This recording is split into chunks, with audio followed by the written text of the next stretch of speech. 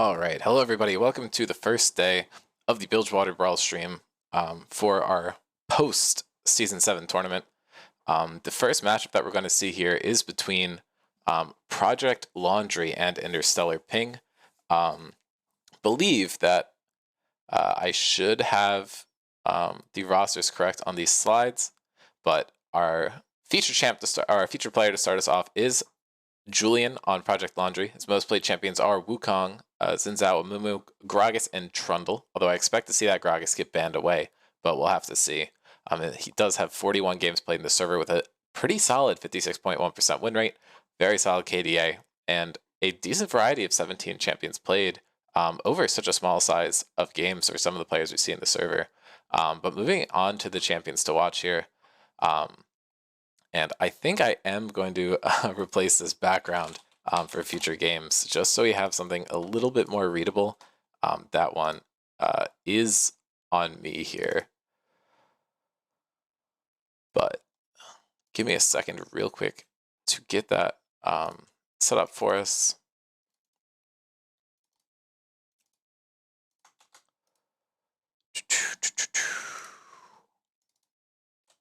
But anyway, our champions to watch here, we do have Arnier with that classic Renekton. 15-5 on the pick is freaking ridiculous. Super solid player. Jackson does have the Sejuani sitting there, which is a pretty solid pick for him. We could see that come out, but he does have a pretty decent range in the jungle. I don't think he's necessarily going to be stuck on one of those champions that we've seen him play a lot of before. He tends to kind of play around, play a bunch of different stuff, so hard to really expect what we're going to see coming out from him here.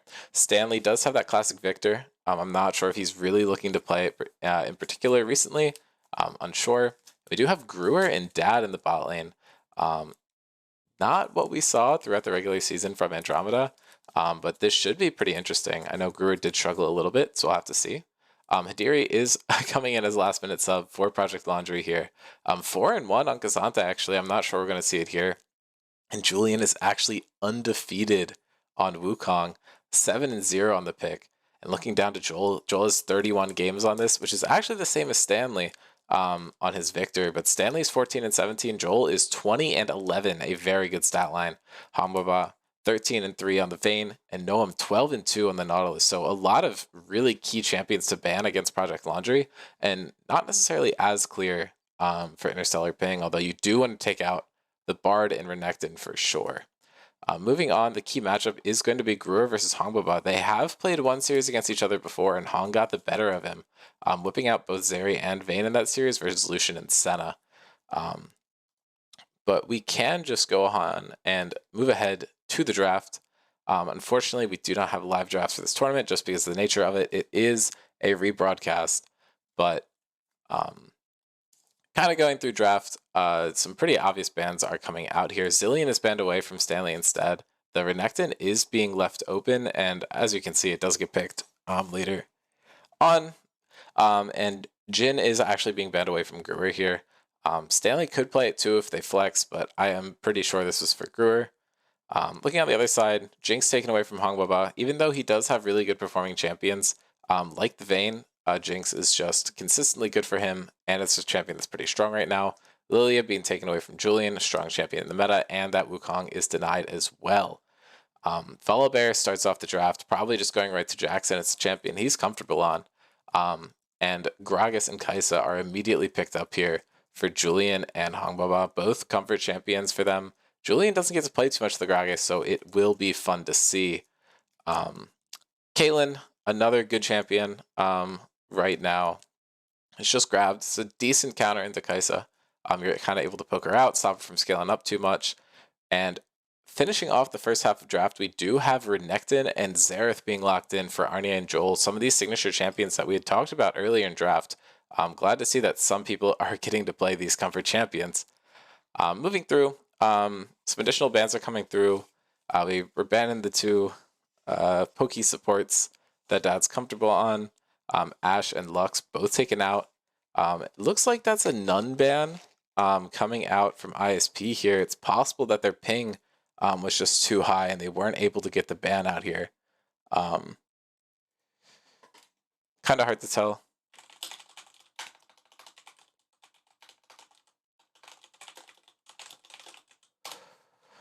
We should be joined by Taxi here in a second. Should be fun way to get the cast going. I'm looking through the chat to see if a ban did get missed, but looks like, yeah. Okay, Leona was the ban here. So Leona and Nautilus both taken away. Good champions for Noam. So poke support's being denied by Project Laundry, and tank support's being denied on the other side.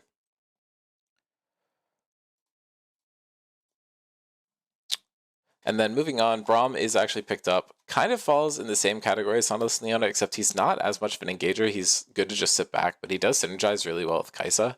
Xerath and Gragas aren't going to be auto-attacking as much. Gragas is a decent auto-attacker that can pair well with it, but you really do want something in the top lane that's going to synergize with that. And then Taric is decent with Caitlyn. I don't like it as much as some of the other picks, but Lux already banned away.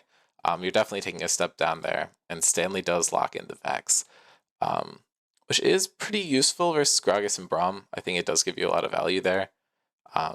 It is very hard to play into the Xerath just because of the range, but if you're able to get on top of him with your ultimate, I think it puts you in a pretty good spot. And then Hadiri is rounding out the draft for Project Laundry by grabbing this Alawi. And with that said, we can try to hop into game here. I do need to make sure that I find the right game. It's hard to tell with these sometimes, but should be this one right here. And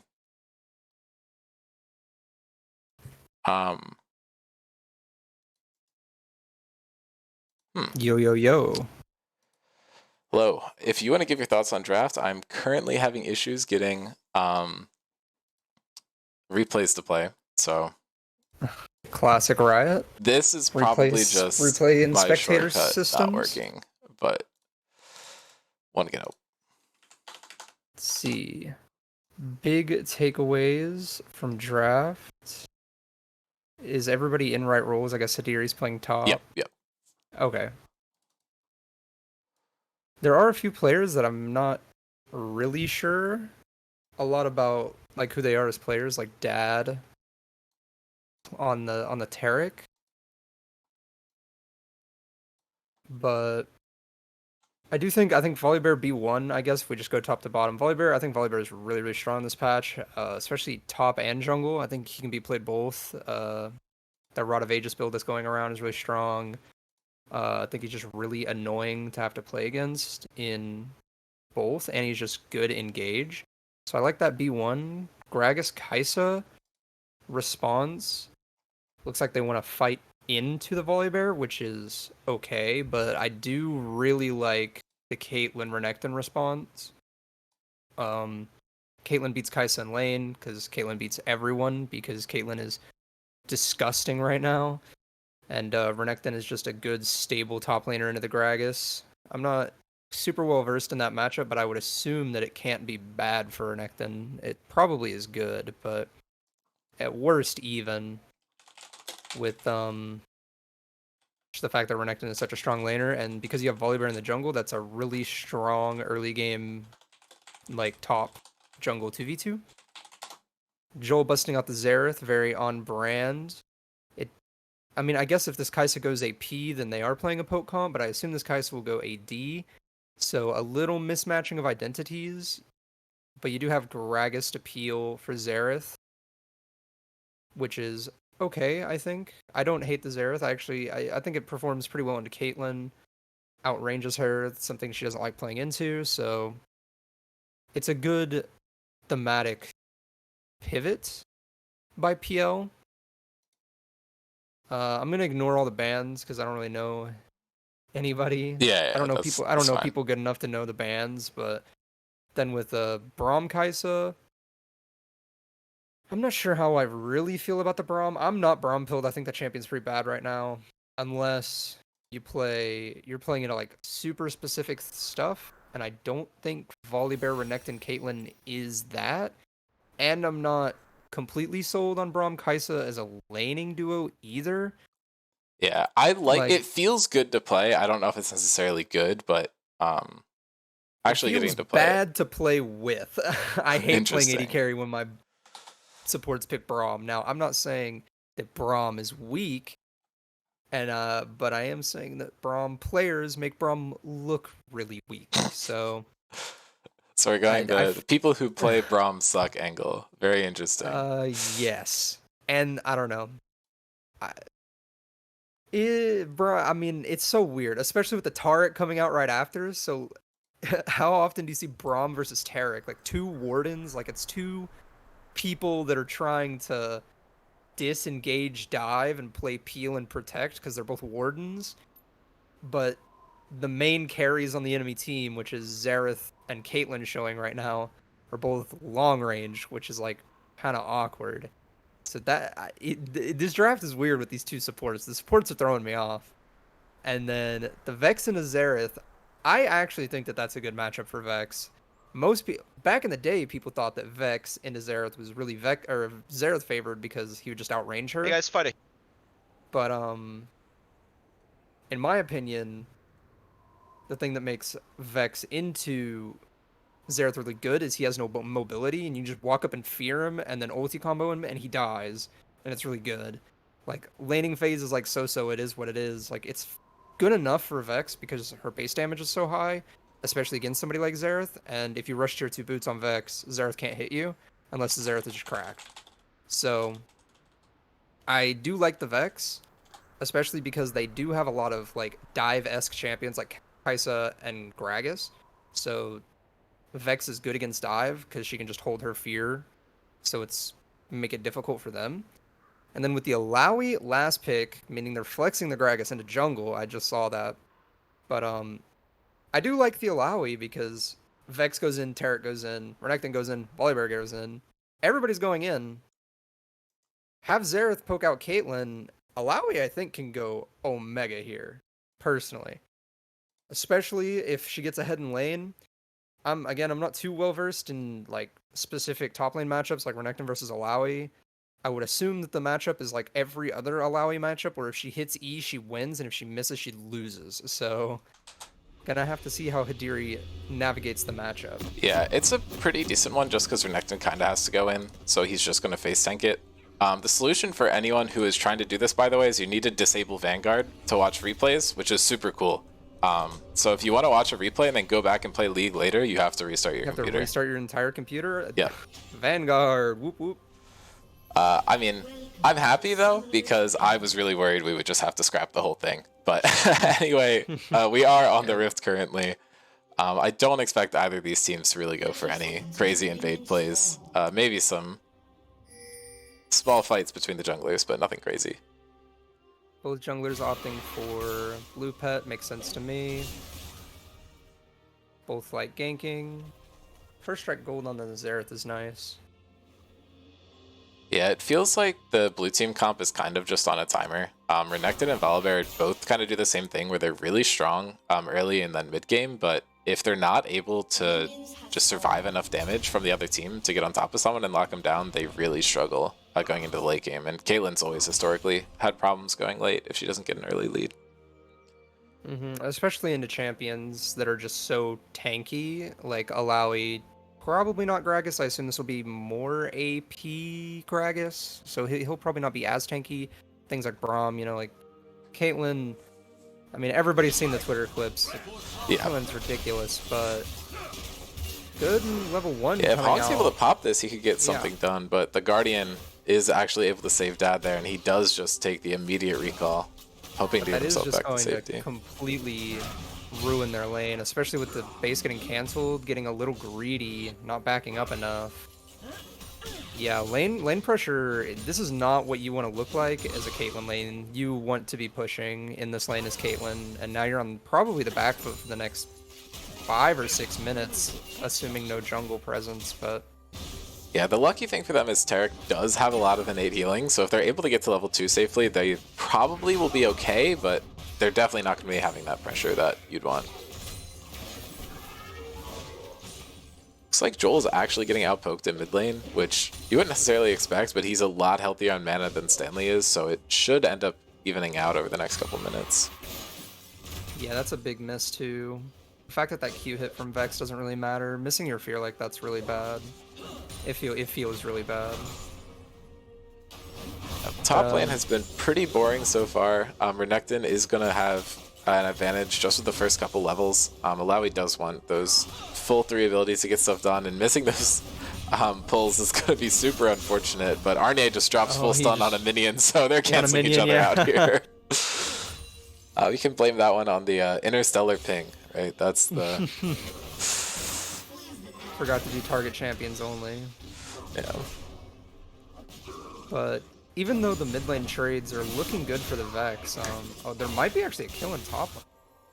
Yeah, Hidiri's getting him really low. That rage bar stack for Renekton does mean he could heal a little bit, but he's in a rough spot. Looks like Dad's managed to get himself back up to HP. Seems to be in a fine spot now, and Caitlyn's going to try and set up some pressure, but it looks like Stanley might just get a solo kill to start off the tournament. First blood going over to Vex at 3.5 minutes. And Noam could be in trouble on the other side. This is going to be a kill too. I mean, we were saying that they need to make some early game pressure, but they're not backing up with this Gragas gang. Could be a flash? Yeah. Gonna have to burn flash there, but... Julian is able to hold his, which should give him pretty solid gank pressure elsewhere. Stanley was able to hold his when he got the kill, though, so he should be pretty safe still. I was gonna say, it's too much action going on right now, but in that mid lane, Xerath was actually like super ahead. Even though he was kind of low, he had both potions up, and Vex was completely out of mana, so I think if he just popped the pot and didn't walk up and get hit by everything, he would have been in a really good spot, but... Yeah. I think Stanley just dropped everything, and once you've gotten a hit with everything in the Ignite, the potions probably aren't going to do much for you. Yeah, I think he should have just popped it a little earlier. He would have had like 200 more health. He got really greedy with his potions. Yeah, Alawi is actually probably fine to fight both of these guys. Definitely fine once she hits 6. One of those notorious top lane 1v2 champions can get a lot done. Yeah, his wave is super screwed right now, though. And they're punishing him heavy. He's just being zoned off at EXP right now, and the CS lead is just gonna widen for this Renekton. Yeah, Gragas is coming back in the area, and Jackson did recall an award, but I think Hidiri is probably just going to die here. This just looks like a kill. There's not really anything he can do about it. He just had to realize that his wave, that Arnier did Q the wave like 5-6 seconds ago, and that meant it was pushing back, so he just had to step off. Yeah, it is so tempting to go for someone backing on your ward, though. I really can't fault him. He had to mess with the guy on the ward. Yeah. Joel's still looking like a rough spot here, but Julian should be able to get something done here. He gets Jackson really low, and the Alawi is in the area. Flash is available for Julian still, and Jackson is sub 200. He does have flash. Yeah, this wow, should be a kill. Nice. That was dry. Didn't have to use flash or anything. Ultimate is available for Stanley, so he should just be able to pick up another kill here. He doesn't have any mana. He doesn't have any mana for he can't any other abilities. He can take it, but he won't have the mana under tower. And now he's probably... Yeah, he's just... Ooh, I think that there could have been a cool play there from... oh, and it doesn't even matter. He just gets beamed. Yeah, I mean, I don't know how you're supposed to be able to dodge the Xerath ultimates from Japan. Bit difficult, just right? Gets beamed. I think it would have been cool if Gragas styled on him a little bit, you know, reacted to flash with his own flash with the body slam. That would have been kind of sexy. Yeah, I mean, he's holding it until he can find, like, the ultimate play, but I think you're right. That's probably the best window he's going to have. But now Julian's just heading over to Grubs. Jackson is kind of clearing down, could be looking for a dragon soon, but it looks like Project Laundry's in good shape here to pick up some objectives. And maybe another kill on Renekton. There's the flash that you want, and Julian's able to pick up a kill. Good frag. Yeah, that's going to stabilize a lot of this top lane matchup. Yeah, once Alawi is able to get back into like an even spot, it's going to be really hard, especially when she hits 6. And she didn't even have to ult there. Arne did pop his looking for the kill and wasn't able to find it.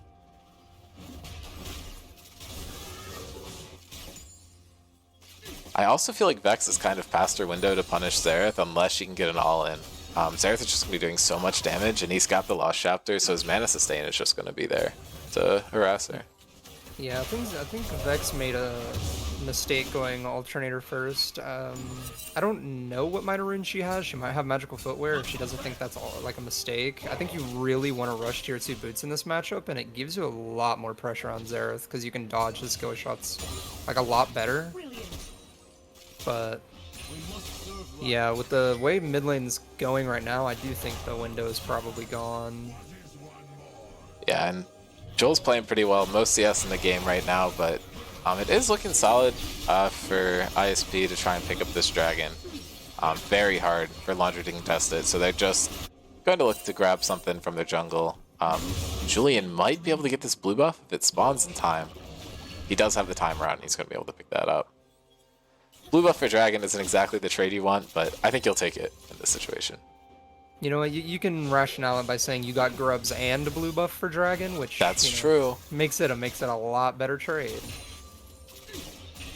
But yeah, with this Caitlyn lane, you definitely want to see ISP trying to stack these dragons with when you have a bot lane that just out pushes like this hard.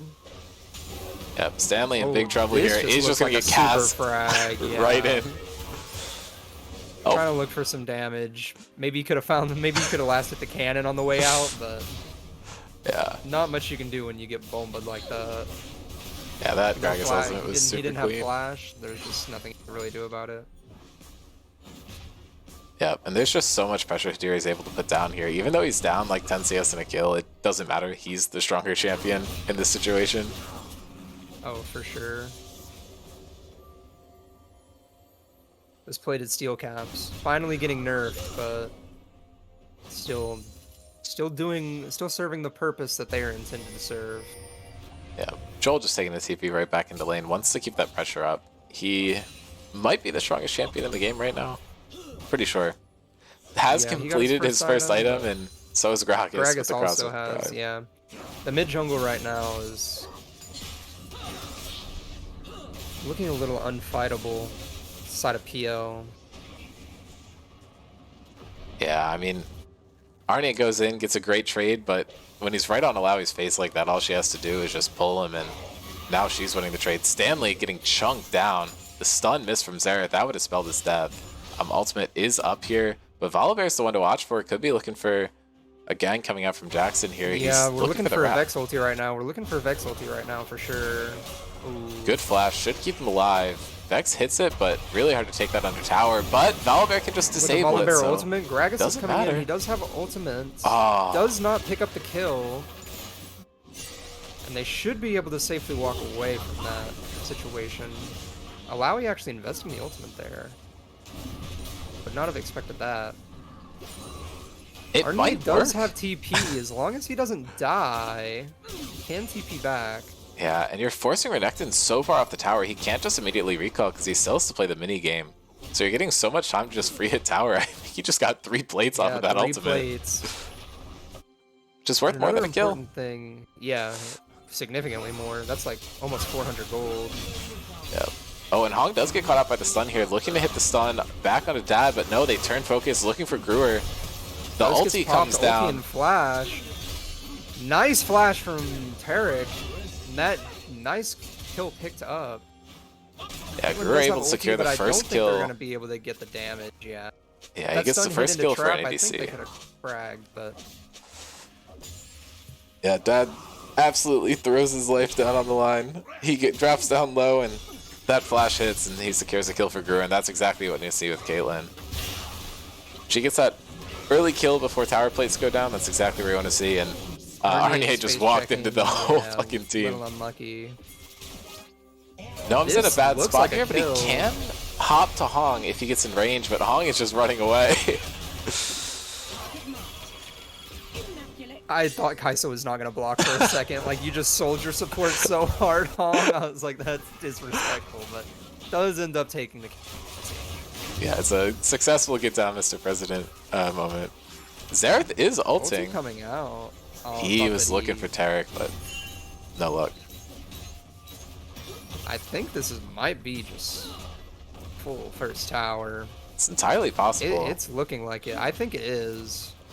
With Renekton, W resets? Yeah, for sure it is. Yeah, Renekton had a pretty solid lead in lane, but just walking up to Grubs to contest and just immediately dying completely through all of it.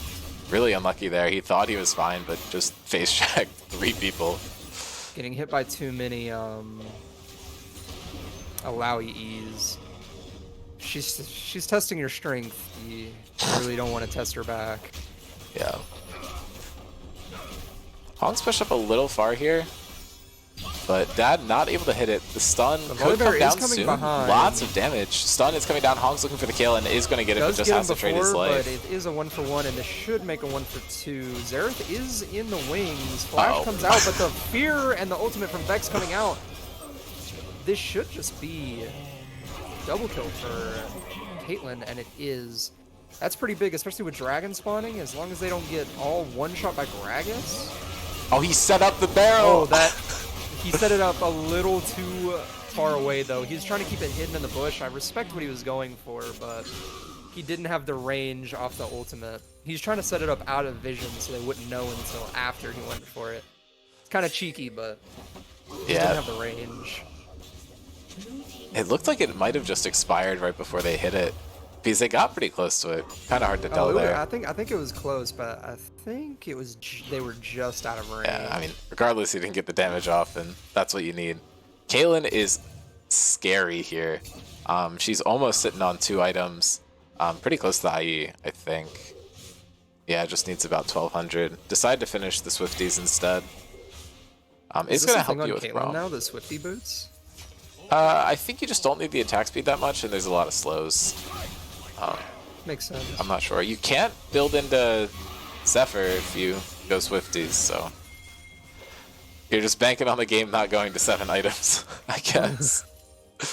Just a pretty safe bet. You could sell your Swifties at one point, or yeah, just sell your Swifties and buy a Zephyr eventually. Yeah.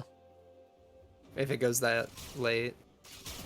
But you really don't want the game to go that late as left side draft. Oh, so. Definitely not. Hong having a bit of a rough game here, but able to maintain very solid CS despite it. Caitlyn is absolutely terrifying here, though. Laundry needs to play super safe to avoid anything. The objective trade's going down. They are face checking this Gragas, though. Xerath's support here is crazy. Oh, and the knockup does land. This should just be another frag. Yep, and that was a clean kill there, and Joel able to get the flash. Yeah, Joel flashing to safety. The level 11 difference being pretty big right here. Just a little bit more base damage on that ulti, and Vex would have been able to secure the kill, but...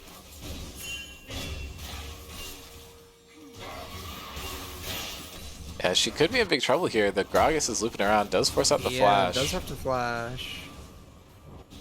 Ballbear is just going for the Rift Herald. I'm not sure they care too much to contest it, but now that they know he's here, it should be a pretty easy pickup. He seems pretty tanky. I'm not sure they can kill him, actually, especially with him having ulti up, yeah. He could just ulti over the wall if push comes to shove, but... Six grubs are putting in work, yeah, like... You cannot give 6 grubs, not in this economy. It's so powerful. Yeah, and Hong did benefit from 2 kills in that most recent fight, which is putting him basically on par with Caitlyn now that he's gotten that tower, and he does still have that 30 CS advantage. Practicing farming does pay off a lot. CS machine.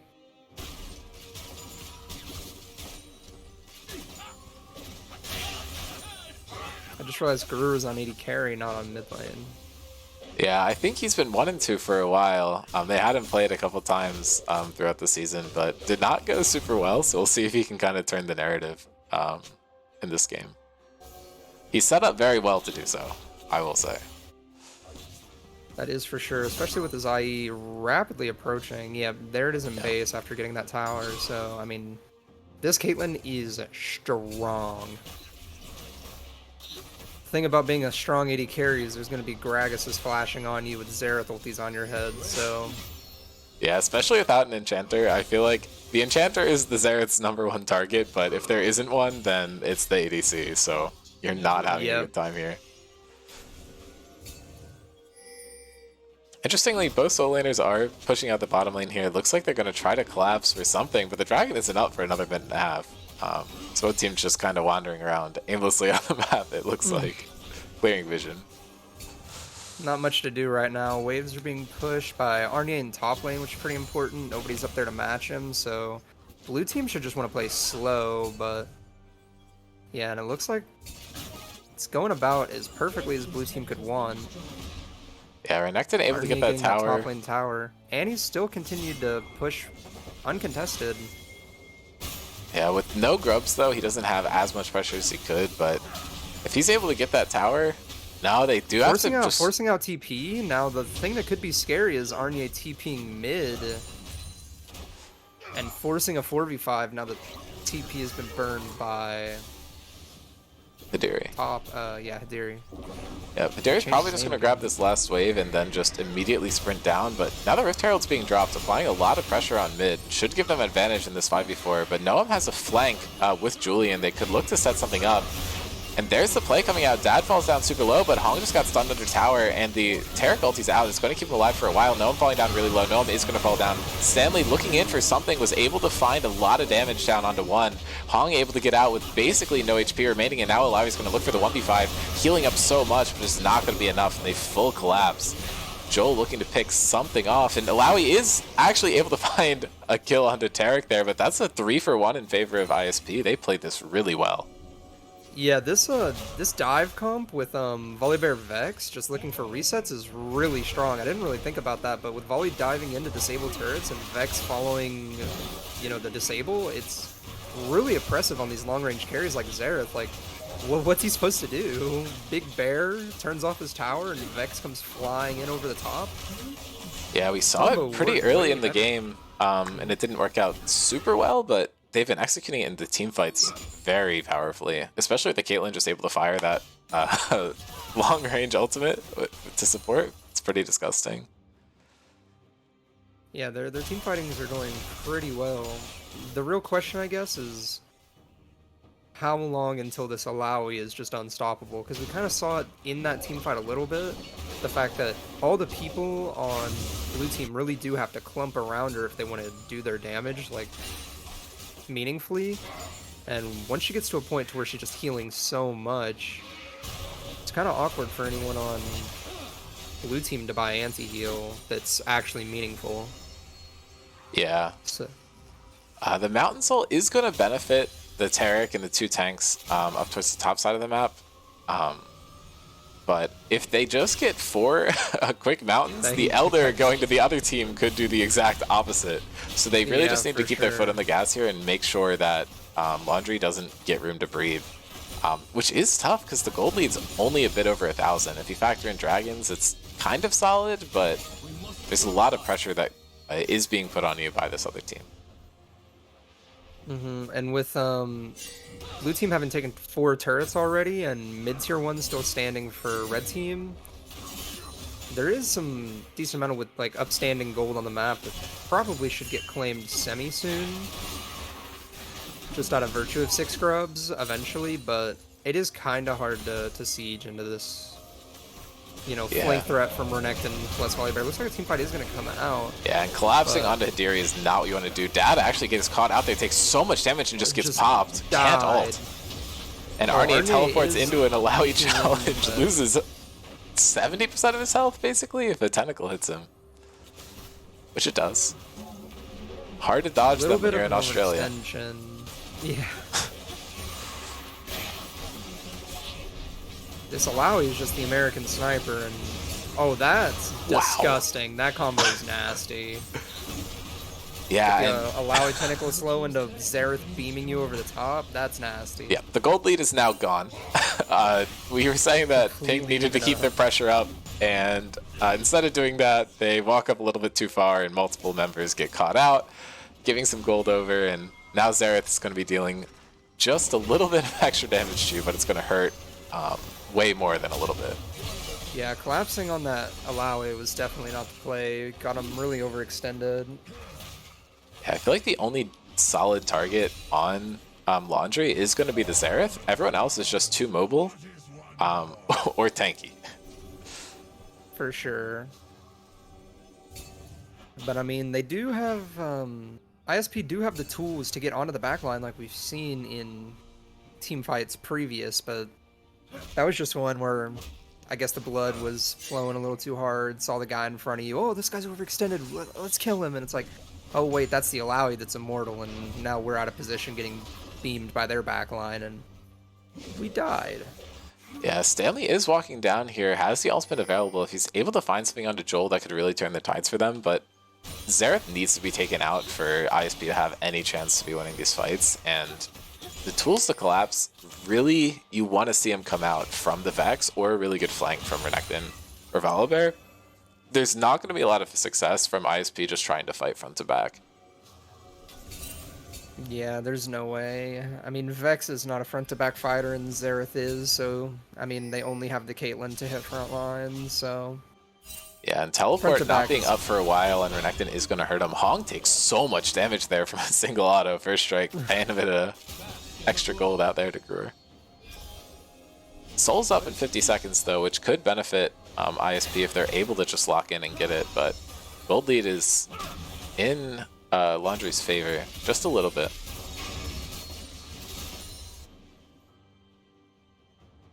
The Alawi is probably... The main important thing is mid lane items, I think. 1 item versus 2 completed.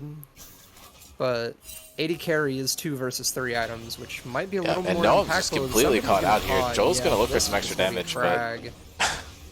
as you said, and that should just be Soul to the side of ISP for sure.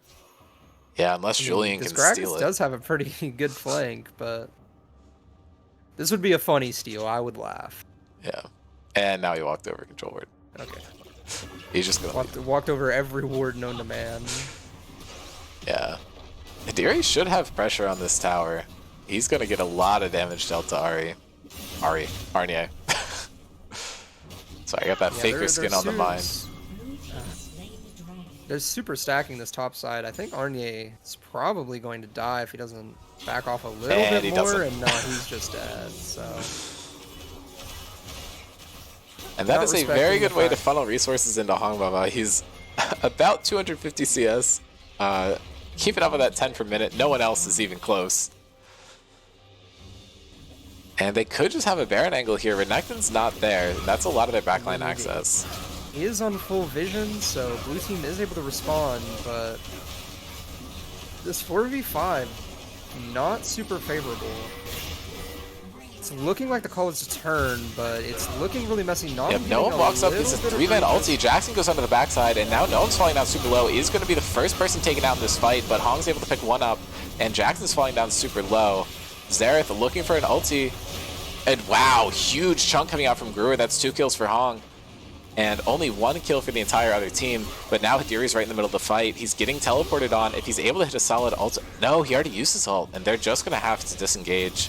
And that is 2 kills to 1 in favor for Laundry here. Yep. No Baron, yeah, though. Really close fight.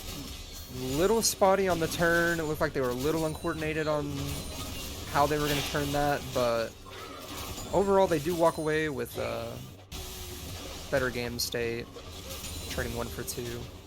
Yeah, you can't sleep on Gruer's damage. I'm not sure that the flash is necessary, but I do appreciate the safety.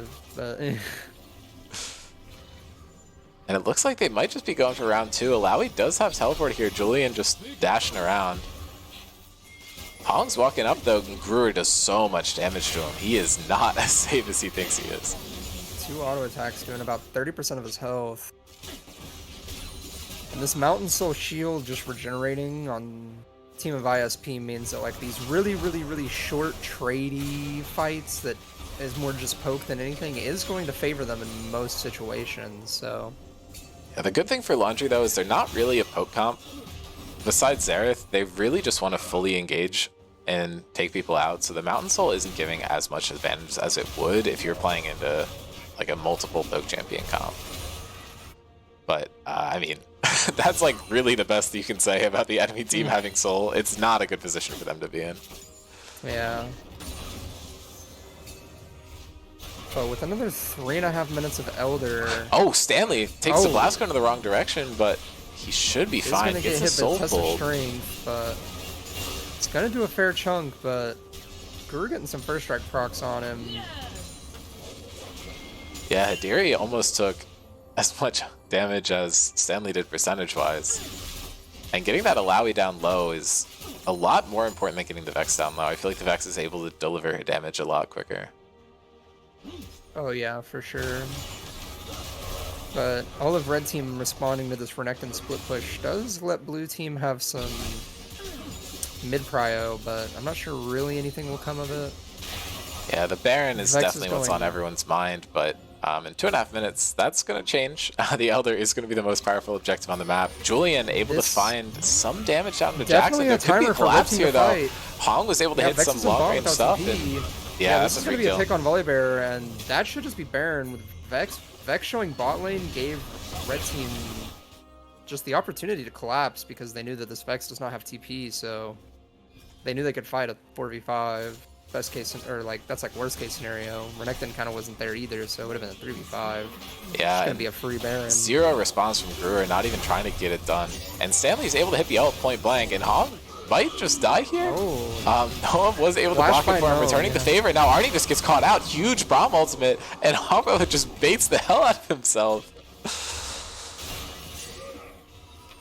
All this going down about a minute and a half, minute 40 before Elder. This is gonna put PL in a very winning spot now. Yeah, they're up enough gold that I'm comfortable saying that Soul doesn't matter that much. I think stat-wise, strictly speaking, ISP is a bit of an advantage, but when you have an 8-2 Kai'Sa at this point in the game versus a 7-1 Caitlyn, like the 4 items on Kai'Sa just do so much more. And the advantage that you have on Xerath here, he's almost completed. Is that Void Stuff or is that the other one? That's like nothing. I was gonna say, whatever. He's got some extra items. Give him extra damage. He might put 1 foot in the pen pool and 1 foot in the death cap pool and just figure out what he's finishing. But that's what it is. Hidiri is now just going to try and 1v5 the entire team. It's not going to work. If Brewer dies, that would be... Oh my god. That's Elder. That's Elder, the PL. Oh my goodness. I mean, they cannot fight without this Caitlyn. Respawning in 40 seconds. Her respawn timer is the Elder's respawn timer. That's going to be rough. Yeah, that's the one person you need not to die. I think Brewer might not be beating the stick to mid lane allegations on this one. Stick to Echo and Cinder allegations. Okay, I'll knock him for comedy, but I'm not knocking him that hard. He does have a big mid lane pool. Jackson walking up just a bit too far though, and he gets stunned. He takes so much damage. Bomba hits so much value. Stanley gets so much damage there. Gets a lot down onto Hong and Julian, the 2 strongest champions on that team that are even accessible. Joel, obviously not to him, but no one's touching that guy. Yeah, and at this point, I think Jalen's back up for Elder though. It's just too strong. I mean, Alawi's committing a TP to topside. They have to stop her from just ending the game, but on top of that, the rest of their team is going to be on this Elder. You're pushed into base. It's really awkward, and it looks like they're going top lane to hopefully not have a repeat of what happened last time, but... Oh, that ult did not hit anybody. That's been unfortunate. Alawi dying just a bit faster, but the Elder is dying almost faster than the Alawi did, so definitely evens out for Laundry. I mean, the real question is Laundry going to end the game in this time frame of having the Elder Dragon? Because if ISP can theoretically stall the game through this Elder, I mean, they are the ones with Soul. So, I mean... Yeah, but I feel like they're just outscaled at this point. It's super hard. Yeah, it's super Alawi hard. dying does stop basically all the push that they had on the map, so they're going to need to reestablish it somehow. And with Alawi still dead, no TP, it's going to be hard to really get an advantageous situation.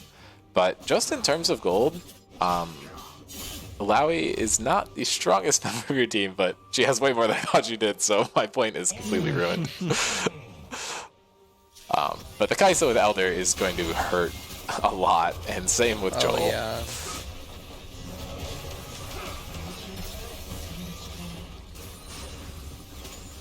And I feel like with the 6 grubs, if they're able to get a push started, they're likely going to be able to finish it. You just have to wait for Lowy to get there. She doesn't have the Elder, but having that extra front line, she's the only like really tanky member on your team. You just want to secure this red buff and then start looking to push these side lanes. Just put pressure down on the base. You have 1 inhib broken. If you can get 3, that should end the game for you.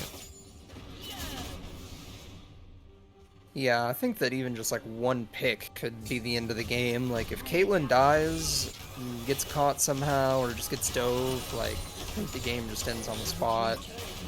Yeah, what counterplay do you think ISP has here? Is it just need to pray for a miracle? I mean, they just need to end. So I think Laundry just has to run it down intentionally to lose at this point. It seems this is one of those games where you're just like, dang, what went wrong? I mean, maybe they can find. I mean, Alawi's not the person to try and find the pick on. Hungbaba is walking up a little bit, but doesn't. Oh, Brewer taking so much damage from this. Isn't gonna die. Like it's real close. But... Oh. Arnie. Oh, that they executed the Alawi, so I heard the noise. I was like, that's funny. But yeah, this is gonna be triple inhib and. Oh, the classic League of Legends blunder. Grubs do not allow you to actually deal damage to towers. And Hidiri takes a lot of damage based on that mistake. Julian committing that ultimate to keep him safe. Looks like they're going to reset. Elder's falling off, and I guess it did already. It's only 2.5. I mean, they have so much gold at this point, though, from all the sieging that they just did. They're probably just going to go spend their items, you know, maybe a Xerath Death Cap, maybe, you know, advance the item states a little bit, and okay, not Void a full completed, death cap not. Yeah. Question here is how long can Hidiri survive? And he might just be able to walk question out. is how long can Brewer survive? Well, he keeps getting hit by tentacles, which isn't helping him. They hit sure the in here, but you don't want to might... take this fight. Hidiri pops the flash. If he pulls anyone's soul, the healing's going to be huge. Sterix popped, stalling him out just a little bit. He is gonna fall eventually. He didn't have. If he had that ultimate available, I think he kills everybody. But I mean, it's just the classic. It's the ballad of the top laner, right? You go bot lane, your team takes Nash, and you win the game on your respawn. He has TP available, so. Yeah. Well, they got the blue buff this time around. That trade didn't go down. That's nice. Yeah, I mean, it just feels like a slow, painful death for ISP. Yeah, they had their window, they got the soul, and it just didn't transition into anything. Yeah, the Caitlyn getting picked by the Alawi right before Elder was really unfortunate. Yeah. Been on the back foot ever since. They really do just feel outscaled. I feel like these early game compositions have been a lot worse recently. Just because you can have like 1 or 2 like really annoying champions that can split push, if you are able to get any grubs. I don't know. Like grubs just have so much more of an impact on the game than Rift Herald ever did, and it really causes problems for these early game focused teams. Arnie is just gonna get deleted. There's not much you can do about that, and that should just be the game. Yeah, Lowy's still on the top side pushing this in. The wave isn't super close to base, but with Baron they should be able to pick up the 3rd inhib pretty easily. Trying to look for a Gragas cast, but Jackson just falls. That's a legendary for Kai'Sa. She's 12-2.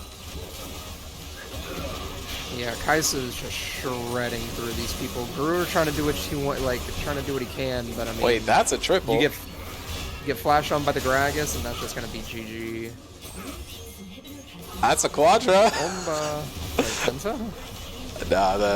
Nah, the Renekton fell too early. They could stall here, but they're not doing it. Wow, really good game from Hong there. Really struggled at the beginning of the game. He was up CS like the entire time. You know, up CS in a Caitlyn lane is pretty impressive. I mean, he was getting bullied, but I mean that's to be expected. And I mean, he turned on when he needed to turn on and just put in the work. Yep. I do need to do some research to actually figure out what the teams are for this next game. The recast is always a bit difficult because I have to dig back through some Discord channels, but it is going to be the Dastardly Doo-Doo Devourers versus Rat. I forget what side each team is going to be on for that one. It appears that Rat is blue side. I don't know if they got to select that or if the Doo-Doo Devourers did select that one. It looks like the rosters for Rat, it's Fujer top lane, Apari jungle, Valor mid. Here, I'll go ahead to this. And then I can actually update this bracket to reflect where we're at right now. Okay, so then we have Valor, and then we have Stav on ADC and Honan on support. And for the Dastardly Doo-Doo Devourers, we have Avery, Jonah, Bean, Sarverus, and Mythic. They're just running their starters. Rat does have Valor subbing in for Lithy. Sounds like we got two powerful teams going against each other. Sounds like it'll be a fun game. Yeah, I don't know. All these teams are super fun. I love tournaments like this, just especially when we get to feature people who get to play a lot of signups. And when you play that many signups, you get to play with a lot of people and you get to know who you really do enjoy playing with. So we should find a lot of synergy on these teams. Or you'll have the opposite. I feel like the game that we just played, we saw basically Andromeda as one of the teams. A lot of players from that team. But Project Laundry is a bunch of players who we really haven't seen play together that much. So you kind of get a grab bag going in there. But I will just let this slideshow run if you want to give any thoughts on this, and I'll try and get our draft pulled up for the next game. Not gonna lie, I kind of already forgot the rosters. Like, Yeah, I'll keep it up here. Oh, big. Let's see. Yeah, I know most of these players. If I just had to go power ranking off of who I think is gonna win before seeing draft, I actually have no idea. Yeah, I think it just depends on draft. Yeah, I mean, I know who wins, so I can't say anything, but I don't have a single clue. But yeah, I don't know. I think that bot lane will probably be pretty fun to watch. I like watching Mythic just because he plays like an idiot, and I think it's awesome. Like he's the do first, think later. When I think of him, I mean, look at his win rate on Nautilus. I mean, it doesn't hurt the fact that he was on that the Spectres team that the Spectres team that destroyed. won like every single game. So like, yeah. I mean, you're probably gonna have a high win rate, but I mean, a 3.0 KDA on Nautilus is like almost. It's like 2.96 is like really that's good, impressive. On Nautilus, that's unheard of. Yeah. I feel like like a 3 KDA on that champ, like yeah. I mean, so yeah. I mean, Sarver's 6-0 on Kai'Sa is insane. That's the thing that jumps out to me immediately. 7.5 KDA over 6 games is pretty crazy. Don't look at Fujer's KDA. Fujer's Ornn KDA. 37. He died once. What, he like died once over the 2 games that he played, and yeah. And then we do 37. Have the 3-1 tricks for Rat too. We have Kane, Thresh, and Twitch, and Honan does have a nasty Xerath too. So there's a lot of stuff to think about for bans on that side.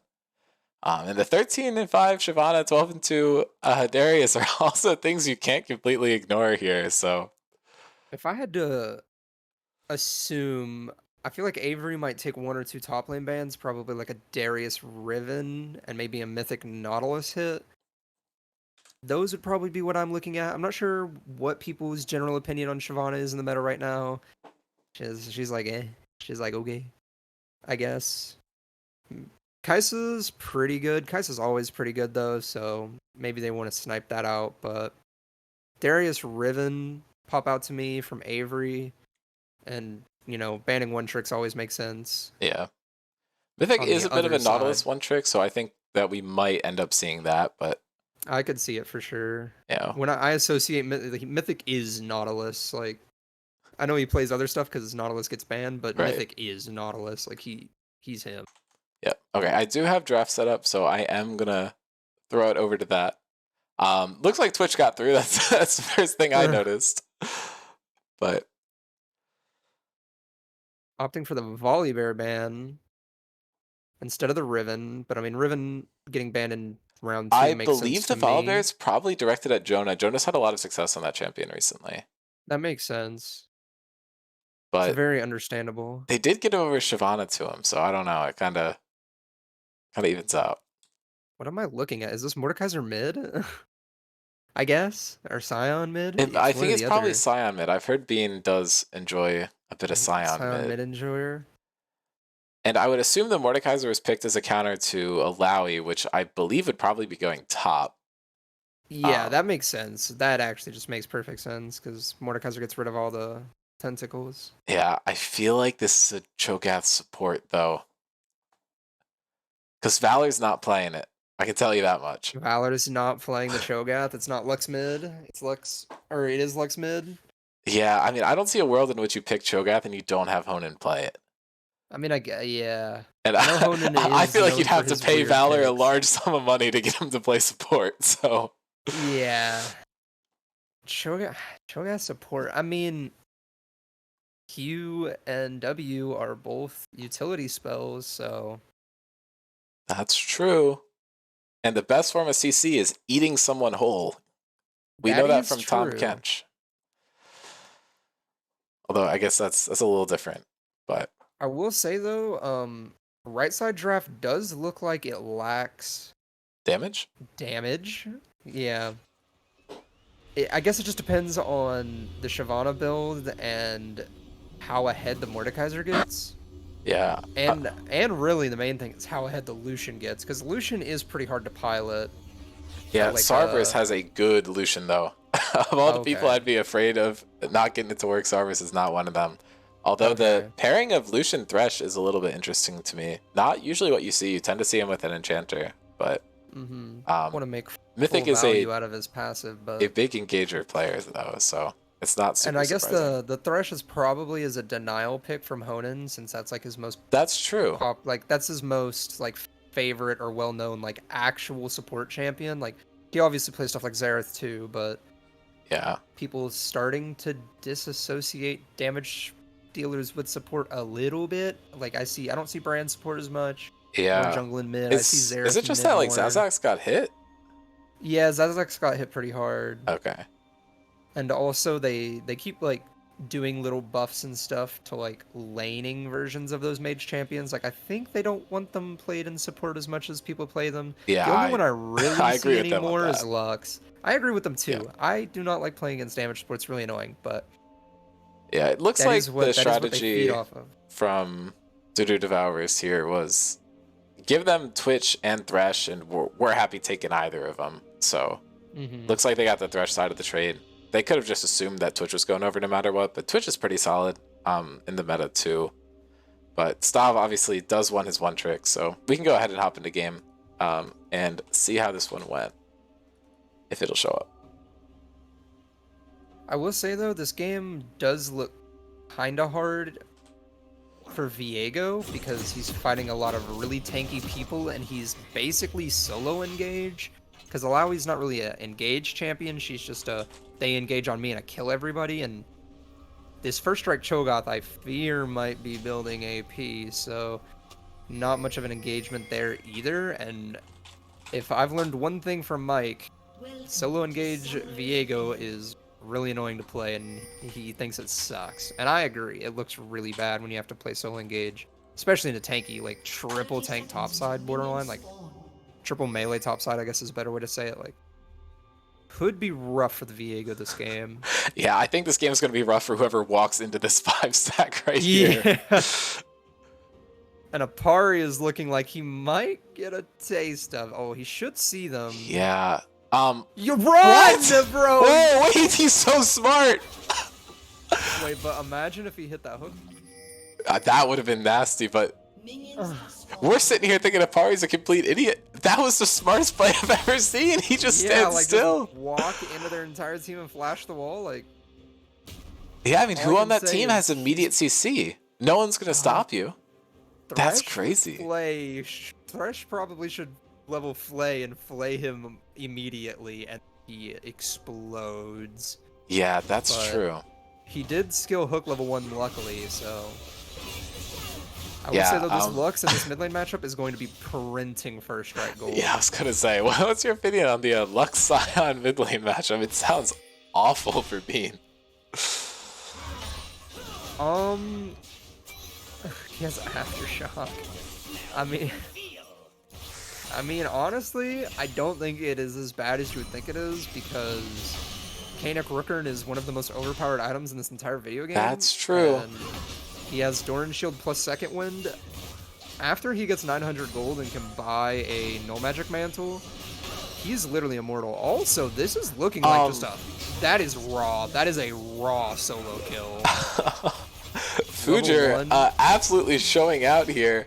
I will say, this matchup is really, really bad for Illaoi. If you are managing to lose a kill at level 1, you're playing way too aggressively as the Mordekaiser here. Yeah, I mean, I noticed that the Illaoi skill W level 1, I think most people skill Q, and the W, I think, is just what let him box with grass, because the Mordekaiser couldn't get Conqueror and his passive stacks since it was so early, and Avery is just what you need to not do is just walk up. That. Yeah, if you get behind in the Mordekaiser Illaoi matchup, all you gotta do is wait until level 6 and just not let anything go wrong. You're able to farm really safely with QE. Walking up and taking that much damage gives Fujer an opportunity to absolutely steamroll this lane. Especially when you're running Doran's Ring, not Doran's Shield, like... That's rough. Yeah, I guess the one saving grace for Scion in this lane, besides Kanek, is that the root doesn't cancel his Q. So, this is true. Can't just keep charging it. I don't know how much that helps him. But, you know. The hardest part of this matchup for Scion is definitely going to be the first couple of levels. Like, pre-first base is the hardest part. You just have to not die. Speaking of which... It's looking like he might just be dead. Oh, no, he's actually fine. And Jonah's here for a gank. Valor's falling down super low here. I know, he's dead. Yep. Oh, and he flashed, too. That's brutal. Oh. Viego's here to, you know, hit a little, but... Oh. That's rough.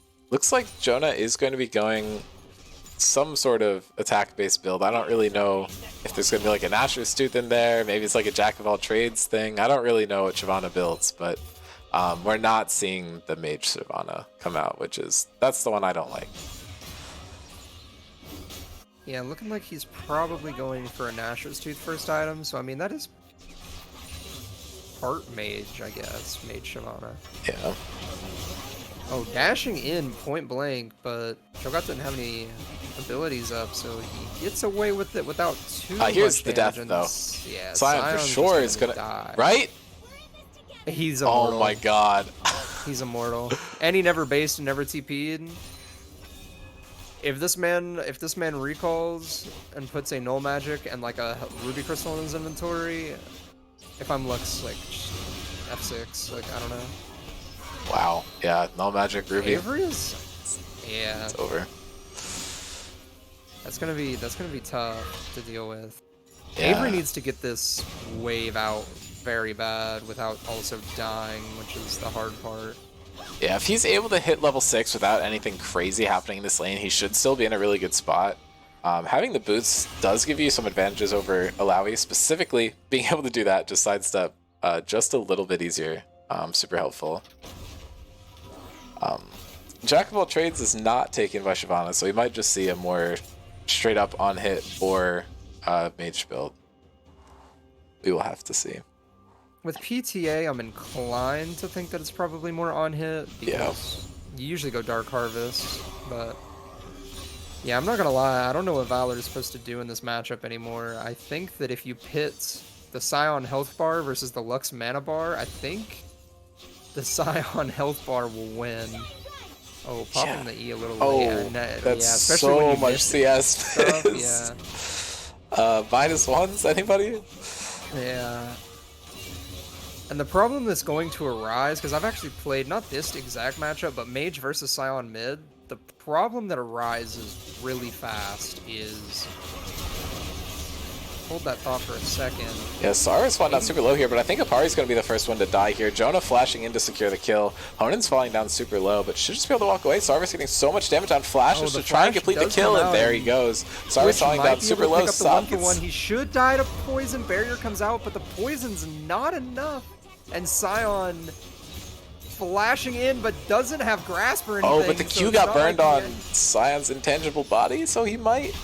Yeah. No. Yeah, played that's... that like he had a grass proc, but he's playing Aftershock, which... Wait, okay, I need to go see what happened top lane. That was a Mordekaiser ult burned and he lost the fight. That's not... In a full minion lane? Well, he ulted him when he was 1 health, so... Yeah, that would do it. Yeah, I really wonder what the Scrim's all-time statistic is for the Alawi versus Mordekaiser matchup, because... it's one of the most one-sided matchups in the game. Valor almost getting that steal. But I think a lot of people who don't... But it's Avery. I can check. I can check your Mordekaiser matchup. I don't know. I know I've played it a few times and completely dominated against different people because it is a very free matchup. I mean... But I guess some people just struggle. Like, I don't know. I think it might just be some people go in expecting, like, I can't possibly lose this, and then just ego at the wrong times. But I don't know. Yeah, very funny to see. If the Alawi players just played more Alawi than the Mordekaiser, like, has played Mordekaiser, then... That's true. Sometimes it's just an experience diff, like, people picking matchups that they know are good, but they don't necessarily know how to play the champion, like... Yeah. People could like meme and say like, oh, Mordekaiser's like the easiest champion in the game. You walk at people with Rowley up there and they can't play a game or whatever. But it's like, if you really don't understand just the fundamentals of like laning and stuff, like his trades and lane and stuff, you don't play him like a super lot, and the Alawi just does, then you kind of get situations like this. Avery is screwed here. Yeah, especially with the Pari coming in behind. Has to burn the flash. He should Gets be fine. the ultimate, but... Oh, he's living by the skin of his teeth here. I don't know. I'm just surprised to see this coming from Avery, but maybe he just hasn't been playing the game as much recently or something. I don't know. Normally, I would expect Avery to just completely dominate any top lane he's put in, but... Oh, and Valor's probably... There's no Sion ulti, so he does live for the time being, gets vacuumed in by the Shyvana, but the Shyvana Q looked like it went a little wide. And now we got Viego in the counter gank. Does fully start the Conquer, but... choose to run out. Jonah is a coward. Why does he throw the damage at Apari? He should just do the fade away one for Lux, try and pick her up. And that's just going to be the frag. Ulti. Yeah. Sion ulti coming back up wasn't used earlier and makes for an easy kill. And this is where it kind of gets problematic for the Mage versus Sion mid. Now that Sion, you know, has like literally any time to do anything, mid lane's really short, so he runs down the lane quite fast, and if he ever has an advantage like this, he can hit tower plates like no one else in the way that million HP demolish proc, so it's really annoying to play again. It can get really frustrating as a mage player trying to play into Sion. But, yeah, Hadiri's saying that if you're playing against Mordekaiser players who don't really know what they're doing much, a lot of people know that Mordekaiser wins the matchup because of the funny ultimate interaction. So if you just don't ult on Alawi, they don't really know how to do it, and you can just beat him with the lane state. And Mordekaiser is one of those champions that just has so much AoE on his abilities that it's very easy to mismanage the wave. So I guess it kind of works out that way.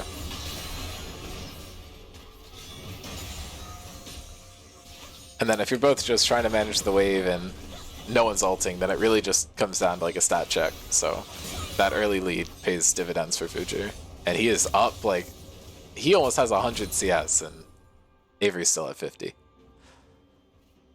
Complete dominance up there right now.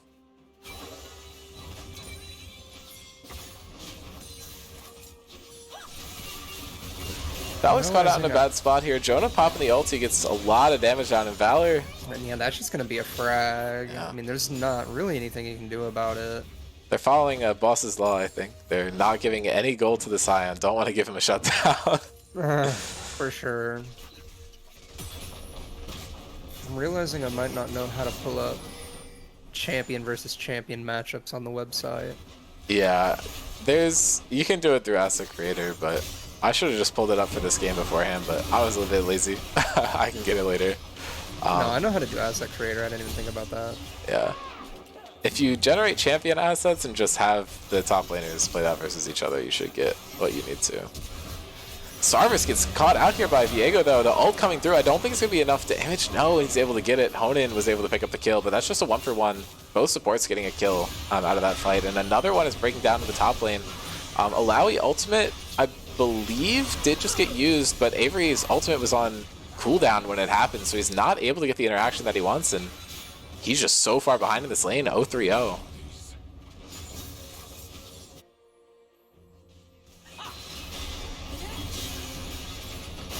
Jonah trying to find this one, but he's just standing still, taking so much damage. His soul's getting hit too.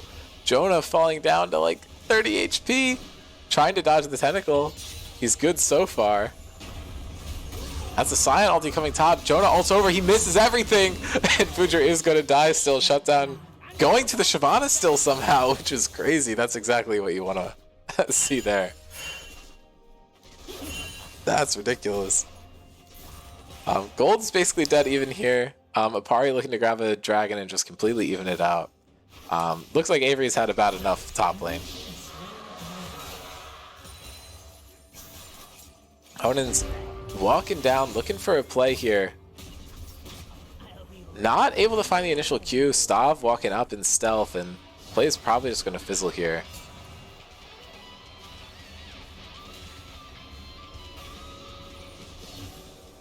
I think I might just be very dumb.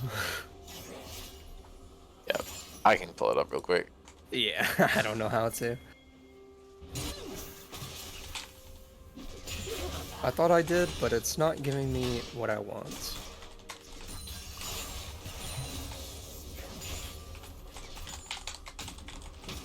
Oh, am I just rapidly toggling the border here? I think I am. I apologize. Yeah, every time I... Oops. Hotkey moment. Look, Alawi items. That Alawi has a Voltaic Cyclosaur in her inventory. Yeah, I don't know if that's what you normally build, but that is a lot better than the components that Mordekaiser's got. That is really funny, actually. Yep. Cyclosaur. Wait, what? Does her W count as a dash? I guess, technically. Oh, So yeah, I forgot that there's a draw? dash component to that. Okay, yeah, so historically, Avery's played against Fujer top lane one other time. He had a 16 KDA. Fujer had a 0.5 KDA. Right now, it's looking like the opposite. Overall records in the server are actually really interesting. Alawi before this game is 14-14. Mordekaiser is 41-41. And Wow, the that's matchup crazy. has actually gone 2-2. That even. That's crazy. I guess Alawi counters Mordekaiser. I guess so. We've had two people who don't know how to play the matchup, and we've had two people who do, I guess. That said, Mordekaiser's KDA in the matchup is significantly better at above 2, and Alawi's sitting at 1.14, so I think the Mordekaisers have probably won more thoroughly. But, I mean, Fujer is just completely rinsing this guy, so I think once we factor this in, it's going to look a whole lot worse. But Yeah, it's looking rough. I think Alawi is just like become a Scrim Zone staple. It just seems like one of the go-to top laners.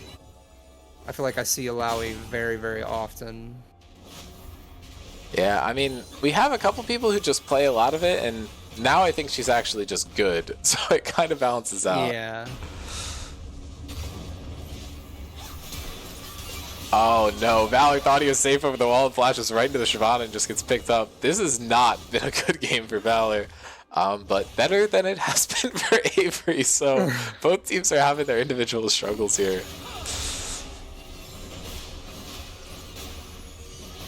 But I do think that a Fed Alawi is probably going to do a little bit more than an Ahead Scion, but there's obviously the real winner is the Shyvana? Shyvana. Yeah, I was going to say, getting Sion that isn't fed. really getting much off of it. They're just trying to get him some CS, make sure he's doing fine. He has his Hollow Radiance, but Shyvana has an item and a half, 5 kills.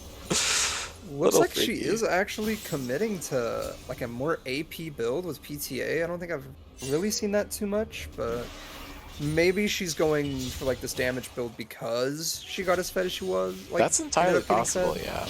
What does Faded Ashes build into? Is it possible that it's just like a Leandri's or? Yeah, it's either Leandri's or Blackfire Torch. I assume it has to be Leandri's. Does Leandri's still give you HP? Yeah, it gives you 300, so... Okay. She might just go for that into a more like AP Bruiser style build, but we'll just have to wait until the game ends, I guess. Yeah, see like a third item. Lux is kind of stepping up, and this Lucian is gonna. A really good root though, and nice hook flash. That was good, and that's just gonna be a frag. Missing a little bit of the ult, but that's okay. Yeah, Sarver's quietly got himself up to a nice 3-1 lead here. It feels like we've not been focusing on the bot lane much just with how crazy these solo lanes have been, but Honen and Stav able to pick something up, and Bean's just going to show up behind him, and they got a Shyvana on the other side of him. They're in a bad spot. They are getting a TP, but there's 5 red players going to be down here. I'm not sure that actually TP completely was entirely needed by Avery. That TP was a little weird. Especially since like the spot on where he was TPing was more like... Yeah. I think Avery's TP works out because they can secure a dragon with it. But yeah. I'm right, he's just leaving. So I don't know. But Twitch Q put in so much work there. He was able to just pop the stealth and just walk out. I'm surprised the Cho'Gath was allowed to also just walk out. Like, Cho'Gath looked dead for sure, but I guess they really wanted to get the Twitch, and tunnel vision on the Twitch made him, you know, get nothing. That's how it happens sometimes. But, I mean, at the end of the day, it was a 1-for-1 TP trade is realistically all that happened. Yep, that all tickled. Mordekaiser TP. That did nothing. Oh yeah, I mean, no, this Lux cannot hurt the Scion. Yeah, stack check on Cho'Gath, he's at 5. He could be looking for another one here. Might be a 6. Yeah, he's getting real low. This should be a 6 Cho'Gath stack. Flash does come out. Oh, but he... And Jonas here, Pari should be able to pick this one up, but the shield comes but the through. Shield comes out, and that looks like yeah, that's going to be the end for Viego. And Jonah doing so much damage here. Honen has to pop the flash, and I think Jonah's just going to get it anyway. It's going to be a frag. And Fujer just 1v2 kill. Alawi 2v1. I would go watch it if it was going to be interesting, but Alawi is such a stat stick. I mean, well played to Fujer. I'm not saying it doesn't require skill, but I mean, the most impressive thing is he's doing it without like super tank stats. Like, yeah, they have the Sundered Sky, but I mean, you know, this is a Giga Chad build. Fujer is absolutely stomping. Cyclosword or whatever it's called. Cyclosword. Voltaic Cyclosword. Yeah. And yeah, this Lux is just getting tortured. Like, yeah. I don't know. We got like a fucking, what's that movie called?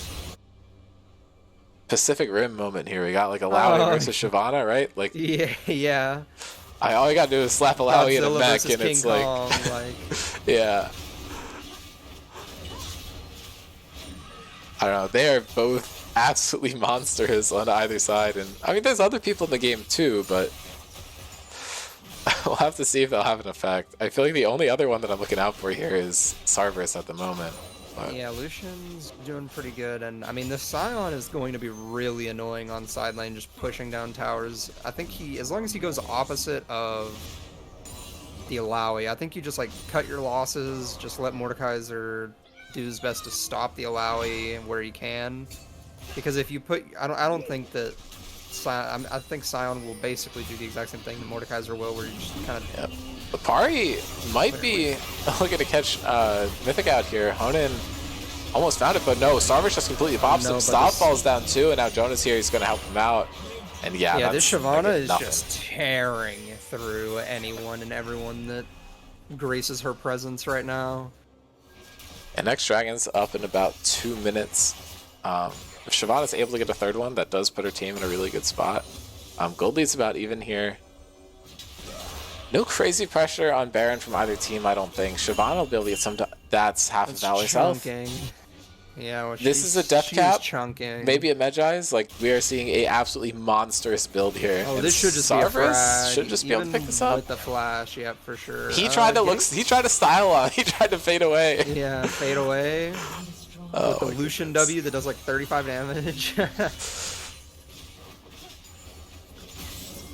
But yeah, this Lux is having a rough game. Well, it feels like the Doo-Doo Devourers are having a lot of fun, and I hope they're doing it by not literally eating shit, because that doesn't sound fun. I mean, even though this game feels like really, really hard for the Rats, I mean, the gold lead is realistically only like 500 or 600. So Yeah, I've been trying to figure that out. I think it might just be because of how far behind Mordekaiser is almost the most broke champion in the game. He's a support. Yeah. That is absurd. Yeah, I mean, 5,000 gold lead will definitely do that. Yeah, he is like barely holding onto a lead. Apari is struggling a lot too, but I almost don't even understand how, because his farm's decent, but I don't know. I mean, down 50 CS, 0-4. That's true. I mean, yeah, like I said at the beginning, this just looks like a rough Viego game. Yeah, they did pick it pretty early in the draft, and I think that just Yeah. kind of happens sometimes, but is what it is. We'll see if he can get some resets going, because if he does, he could be in big trouble. If Viego is the Scion, you're not really killing him. That's definitely true. Or I think it really just Shyvana. comes down to how much value this Alawi gets. Like, all eyes are on Alawi for sure. I mean, 3 full items, really strong. Most items in the entire server, so as of right now. Yeah, I mean, we Shyvana just saw the approaching impact that a behind Alawi can have. The impact that a fed Alawi can have definitely can't be understated. Alawi is part of the TP here, trying to contest this Baron. Valor's here, throwing some damage down. Fujer's now entered the pit, stole a soul. He's going for the ulti, it looks like. I think they need to commit to a take. And yeah, they're just able to pick it up. They just need to leave if they can. Avery might have to die for the cause. Does get his flash. Looking like he will live, but they are on the chase down. Apari and Honan looking for a kill. That is one tanky Cho'Gath. Yeah, they did give up one of the dragons, which would be more beneficial to Shyvana, but giving your entire team some extra gold to work with is definitely the better idea here. And you do see the kind of downside of the Alawi. It's almost like an Alawi is more helpful to your team where she's not the Fed member, because she's really effective when other people are going into her, but it's really hard for her to force a fight. Like, she just has no engage. She can walk into the pit, she can ult people, and then everyone just like kind of steps away, and there's nothing you can really do. She really just needs to find her usefulness on side lane, I think. Like, obviously Alawi can team fight whenever everybody's team fighting into her, and I mean, they are playing quadra melees with a Lucian who goes point blank, so I mean, it is a good Alawi game. Can find value in team fights with kind of champions that are being played, but yeah, I mean, at this point, you're kicking yourself for not having a Black Cleaver. yeah, that's especially with how much armor that Thresh is going to be able to stack naturally. And look, he's got an armor item build. He's got the steel-toed boots. That's not what they're called. What am I talking about? Plated steel cap. Yeah, thank you. Bean is trying his best to get out here, just pops the ulti, and they wasted so much time trying to kill this guy that they're not going to find the angle on. And Sarvis is just walking in. He's doing so much damage to towers here, and this bot lane from Rat is just not in the game. Like, they're collectively 1-5 and 1. Yeah, it's not looking too great. I mean, Twitch is one of those characters if that Avery can find a kill here, that would be insane. Yeah, this is looking pretty nice for Avery. I mean, we're seeing the Mordekaiser matchup in full effect right now. And yeah, the ult just stalls him out enough, and Future should end up dying here. The shutdown goes to Lucian. That is damning for the Rats. Game losing, potentially. Oh wait, the shutdown was only 250 gold. Never mind. I mean, that's 550 gold onto the Lucian. That's pretty nice. Allows him to finish his LDR, pick up a longsword, so I mean, I think the real win condition at this point for the Rats is somehow getting this Twitch to 4 items, but they got a lot of room to make up to get that far. Yeah, I mean, if he kills Shyvana and Lucian in like 3 fights in a row, I think he can get there. But yeah, but it's gonna take some work. Gonna be rough. I mean, Twitch is one of the best like AD carries at killing tanks, especially like late game. That ultimate plus Bork plus Renan's. Add an LDR onto that, and he definitely can start to hit these front line, but it's gonna need a lot more items and probably level 16 to really unlock all that potential. So yeah, I am interested in what build actually makes the most sense on Twitch, because I know back before they reduced crit to 20%, IE very early was basically what you build on Twitch every game, but seeing Bork come first here is a bit interesting. I just don't really know how the numbers work out. But Scion wants no part of allow, he just ults out immediately. Twitch is like one of the only AD carries I don't know very much about. I don't really play Twitch that often, so Yeah. I'm not really sure. I know that IE early is popular on a couple characters right now. It makes sense on Twitch, but maybe... I mean, Bork is better as like a pick tool because of the slow, but... Yeah, and now Jonah goes in, almost completely blows up Apari. Once he gets his next projectile, he probably has the kill here, but the knockup... Flash is coming out from... It's actually really huge. And yeah, they decide to double down on killing Honan and don't really worry about anyone else. Avery teleporting in, trying to help out with this push. Not super necessary. But I don't really think Alawi's going to be able to kill Scion without some sort of tank shred. Pretty immortal. And they're getting so much damage done to the base here.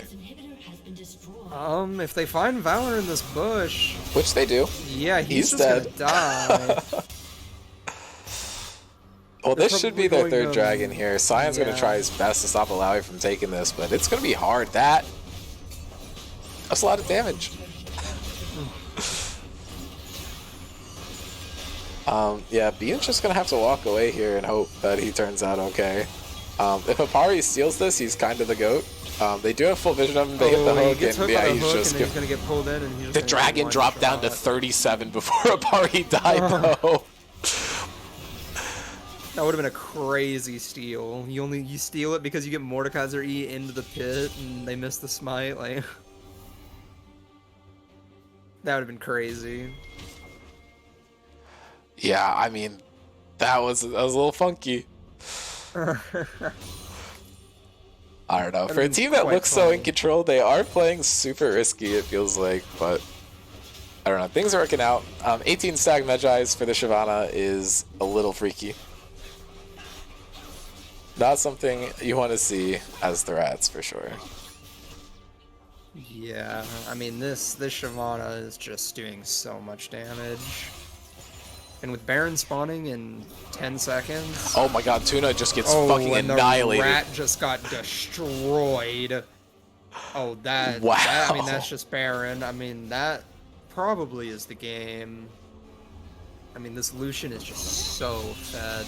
And it looks like Twitch is trying to opt into IE next, but I mean, that's delaying his LDR till 4th item. And yeah, it almost feels like the Bork early was the tank shred item of his choice, but I don't know.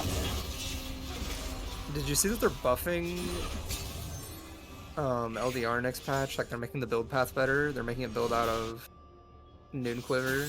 Oh, that's so weird. Yeah, it is kind of weird. I don't know. I feel like the Black Cleaver on Alawi would have a lot of usefulness here, especially in just helping Twitch deal more damage, but we do see this interesting build coming out instead, so definitely entertaining. And Jonah getting taken out this low before the fight is actually pretty significant. But they're going to try to 4v3 for this tower, but I think the right call here might just be to back off with Future in the area. Jonah's looking for a flank. I don't think they see a Apari yet. Jonah's going to try and just farm this up. Yeah, I mean, the scary thing is here is if Viego finds a pick, he turns into that really fed Shyvana. He could spell. Yeah, Jonah's flying down super low. Ulting even closer to the fight, looking to get some damage, but that just did nothing. And they're able to pick off Mythic. Apari finally getting a reset here. Almost hits the hook onto Jonah. And now ults back in onto Avery. Avery's falling down super low. Honan actually is going to die. And actually, Avery was able to pick up a kill. He didn't even die. Bean, trying to stay alive, has a massive shield here, and now Sarvis getting out of the back of the fight, but he just gets lit up by Future. Future just did like 1,600 damage to that guy in one hit. I do not understand what just happened. But that's a 3 for 2 in favor of Rat, but the Shyvana shutdown is still on the table. That's 22 stack Magi's, 1,000 gold that they could have taken, but Just barely weren't able to Yeah, get. no, it was so close. He walked away from that fight on like 1 HP. I for sure thought he He was also dead walked after he into that ulted fight in. on 1 Yeah, after HP. ulting in, like that was crazy. Yeah. Surprised he played it with gusto, and I mean, I guess it paid off, but Yeah, well, I it mean, it did paid lose his off. flash in that They exchange, still though. lost the fight, but Yeah. Next dragon's up in a eyes, minute and a half. That yeah. could be pretty good for them. You Sulfur don't want to deal with a Chem BDB. Soul on the Scion. That That sounds is awful. for sure. And on the Mordekaiser, like the increased healing that he's gonna get from the 3 souls plus reduced damage, like you really don't want it on any of them. And at this point, Mordekaiser is like actually participating in the game. So, Oh no, he's like actually very useful. I mean, Yeah. Mordekaiser really only needs Rally's Scepter to be useful. I mean, as long as he's not so behind that he gets one shot when he ultis somebody, like this he's is behind, the wet but he's noodle not fight that of all behind. time. Yeah. Black Cleaver is coming online for the Alawi though, just like you predicted. A little later than Oh, but she's full most, build at but- 32 minutes. That is true. That's I wonder if ridiculous. they're gonna sell their Cyclo Sword or if, Yeah, that's something of you the could full stand to build. get rid of. I mean, pretty based first item, I will say. No, I 100% agree. I don't think I've ever seen that before. Oh my And god, these he E's just are keeps hitting. relentless. Bean's like He might basically actually dead die here. yeah. I mean, with the shield, he should be completely fine, but... And that's a teleport. TP coming into this dragon. Sound also has TP up, so he should be able to channel that, but... Looks like the Uber is in Mordekaiser middle, ulti did but- go down. They're trying to get this off, and Malawi now actually has more stats that are helpful for Mordekaiser. It doesn't matter, though. Malawi's able to get the kill, but Viego is picked off by Lucian. Huge Lux ulti coming down. Actually does a lot of damage over to Jonah, who's falling down super low. Same with Starverse. Honen's walking up, looking to find something. Q is not able to hit. Bean is caught out here. Doesn't have the ultimate to get himself away. Honen's chasing the Shyvana down to the backside of this fight, but it looks like everyone's just going to walk away. So 1-for-1 Mordekaiser in exchange for Viego. Both of these players struggling a lot this game and continuing to die, unfortunately. Rat starting this objective up, even without their jungler. They assume that Cho'Gath will be able to get it, but Death Sentence comes out, but not any follow-up. Yeah, but now they're even. That's 3 Drakes apiece. Cho'Gath's sitting at about 9 stacks. I wonder how many of those are on champions. Yeah, 6. All 6 free stacks are claimed from him, so... Just gotta keep an eye on if Cho'Gath eats anything important.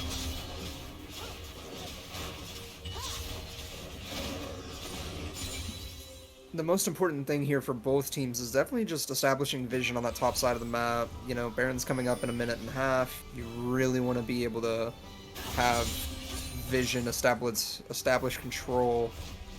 Because I think that this game might come down to this next Baron. I mean, unless both teams just full wipe, and it doesn't matter who gets it, and then it'll come down to Soul probably, but... I'd be surprised if we see this one play out to Elder like we did the last game. Yeah, I mean, the thing is, though, Chem Soul is not that strong.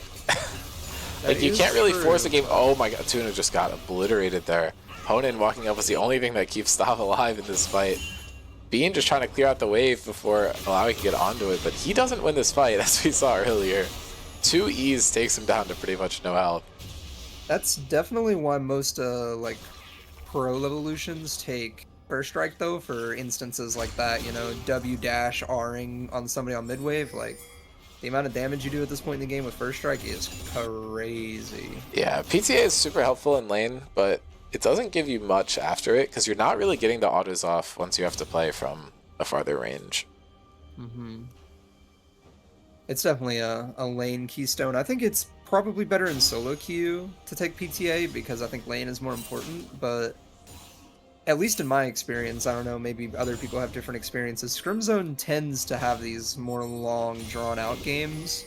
Yeah, So- I'd say we're closer to pro play than solo queue, but not skill level wise, but play Yeah. style wise.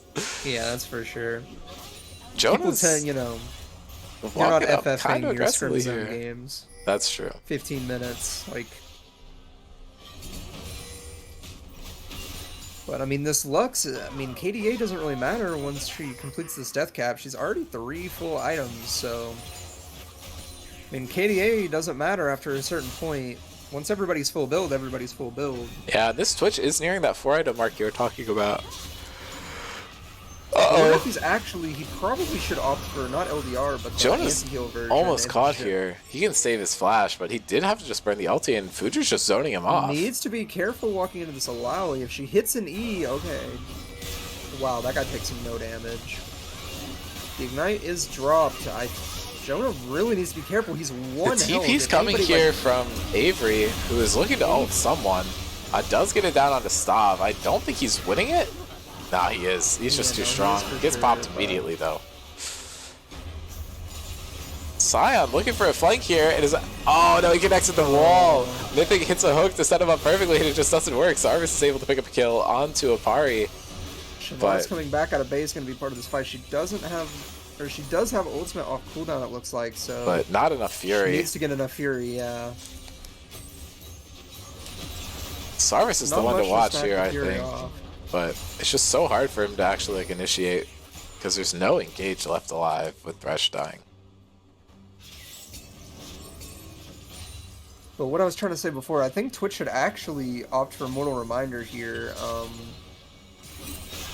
Decent amount of healing from, you know, Mordekaiser, Shyvana, Sion, and since LDR doesn't have that last, or the Giant Slayer passive on it anymore, it brought the items a lot closer together, in my opinion, so. Yeah, especially versus Sion. Yeah. Speaking of which, he has 6.3 thousand health. I think that's like a nice healthy amount. Alawi is a full 1,000 below him. Cho'Gath might have more. Oh no, he just has that stupid Canic shield, which is giving him 861 HP. Let's go, Canic Rooker. Got some health bars in this game for sure. Yeah, really beefy boys and girls. This game's super even though. We're within like 2,000 or 3,000 gold at 38 minutes. That's pretty rare. Valor's gets completely caught though, kill going over to Thresh, and now Honen's caught out Jonah on the backside. And Honen and Apari are not the strongest players on their team. They're pretty doomed here. Jonah going to look for the snipe. Oh, he just flashes over. He thinks the Viego's worth it, and he's able to pick it up. He actually sold the. He sold Medjai's for Morello Namicon. He finished that book. He wanted to read a different one. Yeah. And they're able to pick up Soul, which does benefit Shyvana quite a bit. Transfer into Nash, I would assume. Yeah, it looks like they're just going for it. Twitch is in the area. He was trying to grab that red buff, I guess, and Fujer's just running at this point. Yeah, this should be a pretty free Baron. Oh, they're caught. Oh, they're trying to like. Stav and Fujer are getting sandwiched here. Fujer just goes into the Fujer pit. Just goes over. That's all. Ult hits two. Oh, and wait, Twitch is actually getting so much done here. Jonah has the Zonias and Shutdown going on to Cerberus. Who's the Baron gonna go on to? Oh, it is picked up by Alawi. Oh, and she's not dead. Jonah walks up, but is able to get that shutdown. But that shutdown actually doesn't do anything because he's full build already. 2 for 2, but the Rats come out with the Baron. That's devastating for DDD. The Penguin? Yeah. I was so confused what you were talking about. My bad. Bean's just dead here. It's late up in the game. That's a Bork on him. He's not going to survive for long. This very much could be a siege to end. I mean... Yeah, I mean, Thresh is not doing much in the way of defense here. Jonah has to get around. Not sure if Jonah gets a flank onto Valor, though, yeah, he's just dead. Valor's just one shot, but I mean, if but if Apari gets a kill, it turns into him. Yeah, it's bad news. But Cerberus is now here, and they can just wait out the Shyvana. And yeah, Apari just pops the ultimate immediately. Yeah, so I mean, it is a 1-for-1. Did Honen eat him? The Shyvana, but Honen did gobble up the Shyvana on that play. So I guess my prediction is wrong. It's looking like we might have to wait for an Elder Dragon to decide who wins this game. This is a 41-minute game so far. It's ridiculous. But, I'm I mean, loving the point, longer games that we're seeing here. Yeah, I think that the Twitch might end up being more useful than Lucian at this stage of the game. Oh, definitely. I mean, full build Twitch at 40 minutes versus full build Lucian, you take the Twitch every time. Yeah. Honestly, I'd for take sure. Twitch with his current build over the Lucian. Yeah, I would as well. So, I mean... Yeah, I mean, the big difference is that... I'm not saying that DDD is outscaled, but... I mean, this Twitch... I'm not saying they're not. Yeah, I mean, like I said like 20 minutes ago, I thought that the win condition was what are we looking Twitch at? getting 4 items. 6,500. That guy is so chunky. Yeah, I mean, the only advantage that Sarvis really has here is like the ability to like use his hands to do stuff. Like, Stav has a flash every 5 minutes, and Sarv has a dash quite frequently, which is going to help him dodge a lot more stuff. But wait, is Bean at the point where he beats Alawi? There's no way, right? I think this Cyclo Sword's got to go. I think it served its early game purpose. And now Jonah's here to help out with this. Does have the ultimate available to him. They are looking like they want a 4-man collapse onto him. They should be able to pick this up, but it is Alawi. The ulti comes over. The Zonias is helping. Jonah. Oh, and oh my god, he almost died. 1 health. That was so close. And unfortunately for the Rats, there was no, Baron or anything that they were able to get off of that, so... Yep. Gold was just dead even there for a second. Now with the Alawi off map, DDD is able to pick up some additional farm, but this one's crazy. It's gonna come down to who can smite better on this dragon. And if we're being honest, the jungler that's been playing better this game here is Jonah by a country mile, but if Apari's able to grab this key smite, then that could completely change my mind. Yeah, I mean, it might not even come down to a smite fight. Like, if you just kill the Shyvana, then, I mean, she can't smite when she's dead, so... Yep. But right now they're looking like they just want to run down mid and just exert a lot of pressure.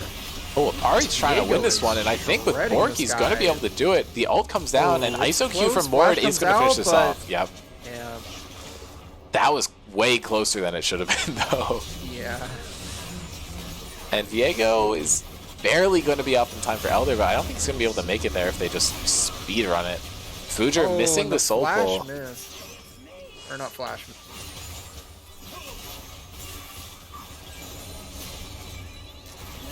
Yeah, and honestly, Apari losing his flash does inhibit his ability to go for his steal, so something to keep an eye out on. Mordekaiser teleporting into mid, just wants to be here, doesn't want to take any time to wait. Keeps the wave going. The advantage that DDD has here is being able to deny these buffs just by pure map presence, but... Yeah, and I mean, they just have pure vision control of the jungle, so no matter what Rat wants to do, they have to blind face check into just all of these stat sticks, and that's going to be rough. Twitch does get his final item, he completes the shield bow, so I mean, this Twitch is full build level 18. Barrier is up, but no flash, so... Yeah, and Jonah has a crazy flank here, but he probably just dies if he takes that. He doesn't need to be careful. He doesn't really have a durable build. The only tankiness he really has is coming from the Zonias. I mean, Rad is able to find a way into this dragon pit, and it's looking like DDD is getting kind of pressured off. I mean, yeah, Jonah probably just needs to pop the ult and start looking for poke here. Valor is super low. He took about like 8 shots from that Elder Dragon. It looks like we're playing Ring Around the Rosie with this dragon. Yeah, right no now. one wants to start it. It's not as scary to start as Baron, which, speaking of which, is doing a little swim. Tuna is completely separated from his team, but he does manage to get connected. This Elder is dropping reasonably fast. Looks like it's about how they don't coming to. They've not they don't vision. Even contest. They might just not have known. That's probably the end of the game, though, because they take this and they can just walk down an end, but looks like they might just be going to Baron. They want to secure it. That's... I don't know if you need to. And they just burned the Elder, and there's no wards down in the pit. They just didn't know. That's crazy, actually, that just happened. Yeah, I mean, this could just be a game where you fought so hard to come back, and like it's just hard to stay focused for that long, I guess. Yeah. They must have just like got caught up over something, didn't realize that there was just an opportunity for them to burst down the Elder. I mean, just, I mean, game isn't over though. That is Fujer's still alive, true. and it's still really hard to push into a Lowy, although Elder does make it a little bit easier. Elder Baron does alleviate a little bit of it. And he gets hooked. He's taking some damage down. Jonah Twitch going in. He's way far up. The party's dying. Stop's able to get one. Mythic's trying to chase him down. Anything hits him and he dies, but that's a 1-for-1, and the Lucian being taken down is crazy. And now that's so much damage. Fujer has a great angle here. Sion having to ult out. Lux going for a snipe, not able to find someone, but shut down on the Shyvana, going over to the Cho'Gath. They didn't end. I mean, if they can't end from that spot, I fear that Rat are just so favored to win at this point. Well, can Rat end? I'm not sure. Stop bases, maybe? Oh, that sucks. That flank from Stav, they just didn't expect the Twitch to just, like, play with that much balls, I guess. Like, he got in there and basically one-shot the Lucian.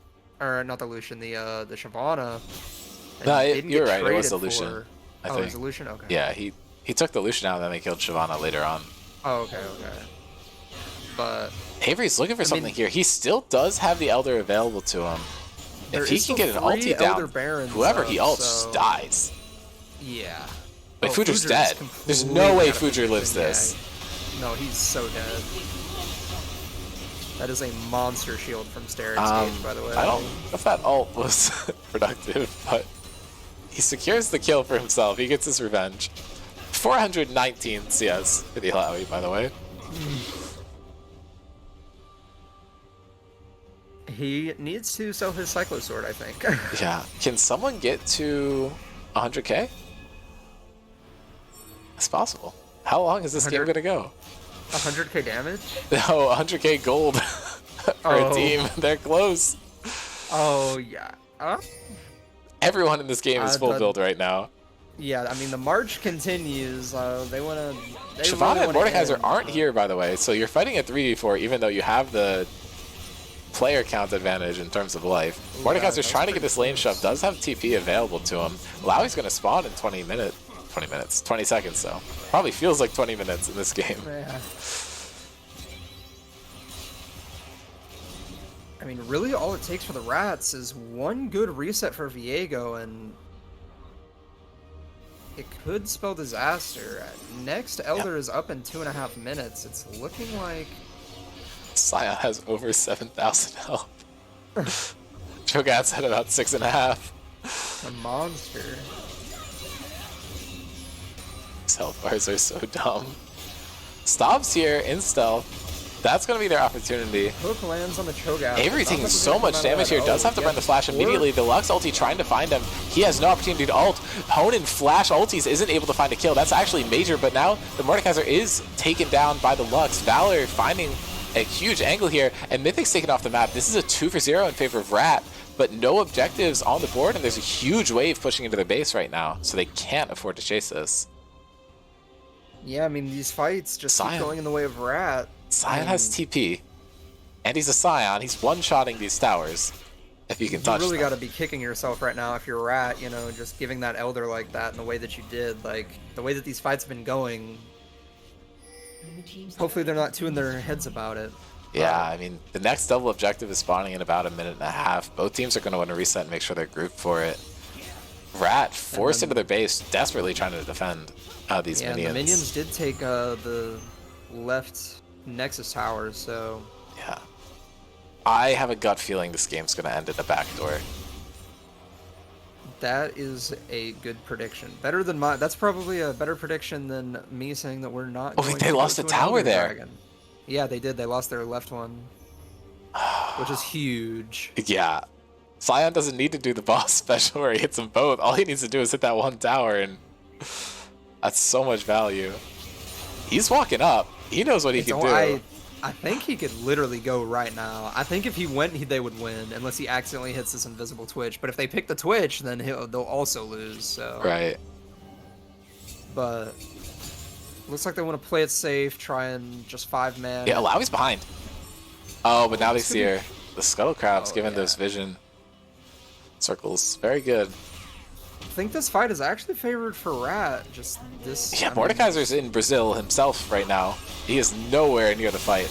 That health bar just lost the lines. That's how much Zion has. Wait, Mordekaiser's trying to shove in. If he gets the shove off, it doesn't matter if they get Elder. Zion can just TP there with him and end. Alawi's going to match him, but at this point, they're both full build. Mordekaiser wins this because of how the champion works. And no one else is going back to stop this. Alawi isn't going to win. I mean, maybe this cycle Bean's out of this. Work. No, it is not going to work. Yeah, I mean, if this Alawi dies too fast, then wait, Alawi's winning. Avery should have the shield still. Oh, now her ult comes out. No, but Avery's able to pick it up. Okay, yeah, Avery does pick it up. Nobody's going for Elder, but they realize that the Twitch needs to be killed. But the Twitch is literally gliding. He's going crazy. But no, he gets picked up. Zion can just walk down, and Avery's just going to end. No, but yeah, it's just going to be the backdoor. No one is here to stop this Mordekaiser. Viego. Oh, wait, Viego is. I mean, does he have his ultimate? He hits the sun. Oh, he can just ult this. Oh, he yells it early! Oh, he mistimed it! No!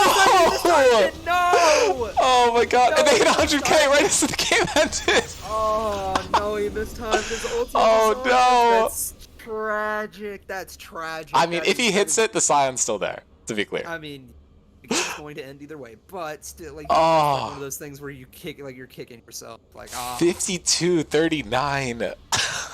Wow. What a game. You know what? This is where if you're the Mordekaiser, you type top diff. Wow.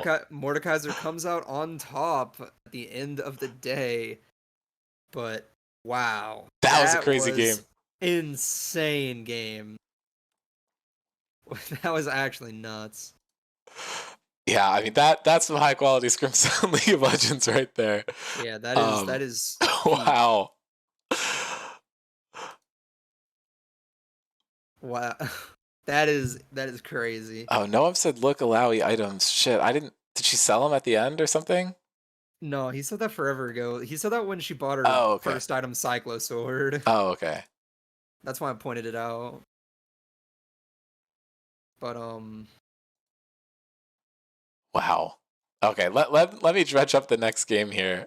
That one was a crazy one. Are we watching losers or winners side? Losers is farther left on the bracket, so we'll do that one first. That's how I normally go about doing that one. Oh yeah, that works. Actually, I think last time I streamed this, I did losers last because that way we end on the elimination. That makes sense. Yeah. Okay. I might need to regen a bracket thing just so because I think I was planning on doing it the other way around. But yeah, I think doing winners makes more sense. So that means that it is going to be Doo-Doo Devourers versus Project Laundry. Laundry got side select because they won faster. And by the same logic, Rat is going to get side select in the bottom one because they were able to stay in just a bit longer. Yeah. But wow. I think we are seeing a different roster here. I think Joel is back in for Hidiri. Hidiri was just subbing in because Joel was running a bit late, if I do remember correctly. Or no, was Tusini not? No, Tusini wasn't in that one. Joel was in that one. Sorry. Yeah, Joel played mid lane, yeah. Yeah. It's just my brain is fucking scrambled for that last game. That was hype as hell. Yeah, 52-minute banger. Yes. So it looks like the Doo-Doo Devourers did end up on the blue side here, and Laundry is going to be playing on the red side. Both of these teams coming in 1-0. Good start. It's exactly what we want to see from them. Same roster is coming out from the Devourers, and we have starting roster for Project Laundry, except Hong Baba is in for me. Did you play in this tournament at all? Okay. I was trying to think of that spoilers. I played in our games or game singular tomorrow, but since we didn't lose the first game, we know that we're playing tomorrow. So, or not Yeah. not tomorrow. You know what I mean? Tomorrow on the weekend, How? but whatever. It's a little confusing. Yeah. Wait, how many games are we watching today? Like right now? Just the four you see on the bracket right now. Oh, okay. Yeah. Today is the first two rounds, and then tomorrow is going to be the rest of this bracket plus the third and second seed match, and then the Fearless BO3 is the only thing we're going to watch on Wednesday. So the easy way to think about it is each day we watch until one team gets eliminated. Oh, okay, that makes sense.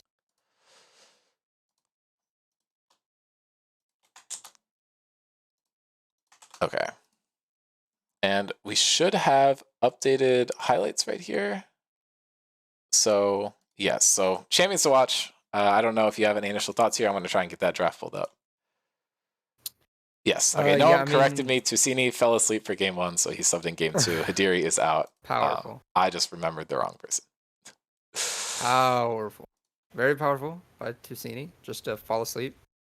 Honestly, yeah. And that's like Mason coded. And it is. That guy's like the grandpa. I mean, he's the GOAT. Something. Yeah. So that bodes well for us, I think. Yeah. So I'm inclined to believe that Leandres might win this game, but That's what we're being called. I guess we do. Yeah.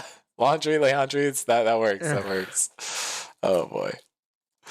Is that not what that's a play on words of? No. It's because we're all washed. Oh.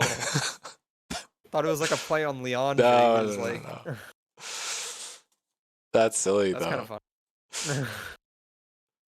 Yeah, I mean, we have me and Joel who don't even play League of Legends anymore. Hongbaba is working crazy hours. Noam hasn't been playing as much either. I don't know if Tusini's washed, but I know Julian claims to be washed. I don't know if that's true, but who knows?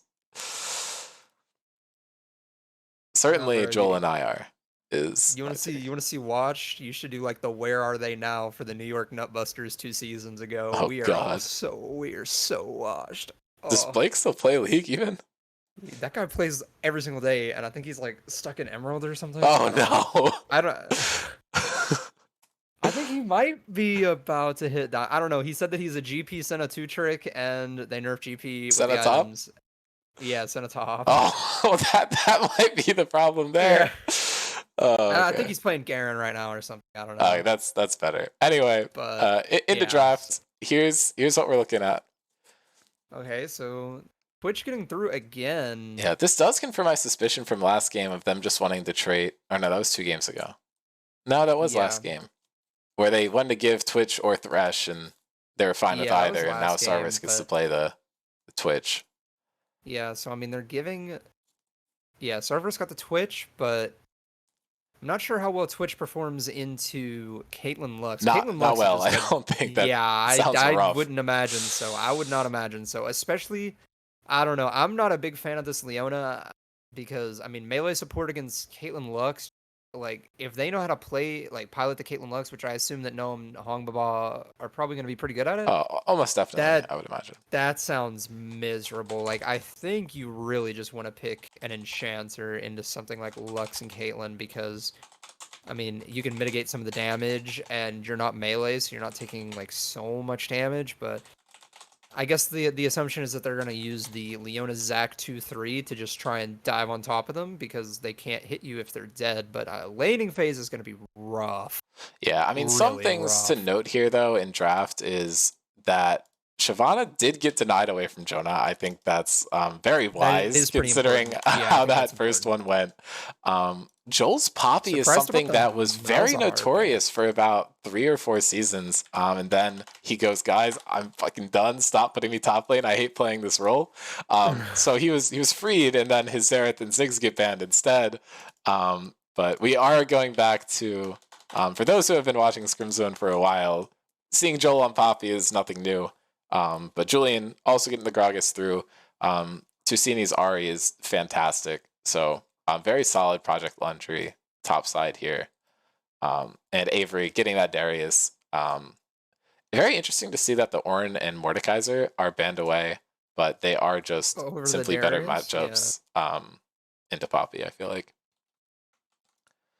Yeah, I don't know. I don't know what everybody else's opinion is, but my opinion on Victor is that character is CEO of like mid or maybe even a little worse. I feel like he's like one of the worst mages you can pick right now. He just feels, I mean, I guess in Scrim Zone it's probably pretty good because he's so slow.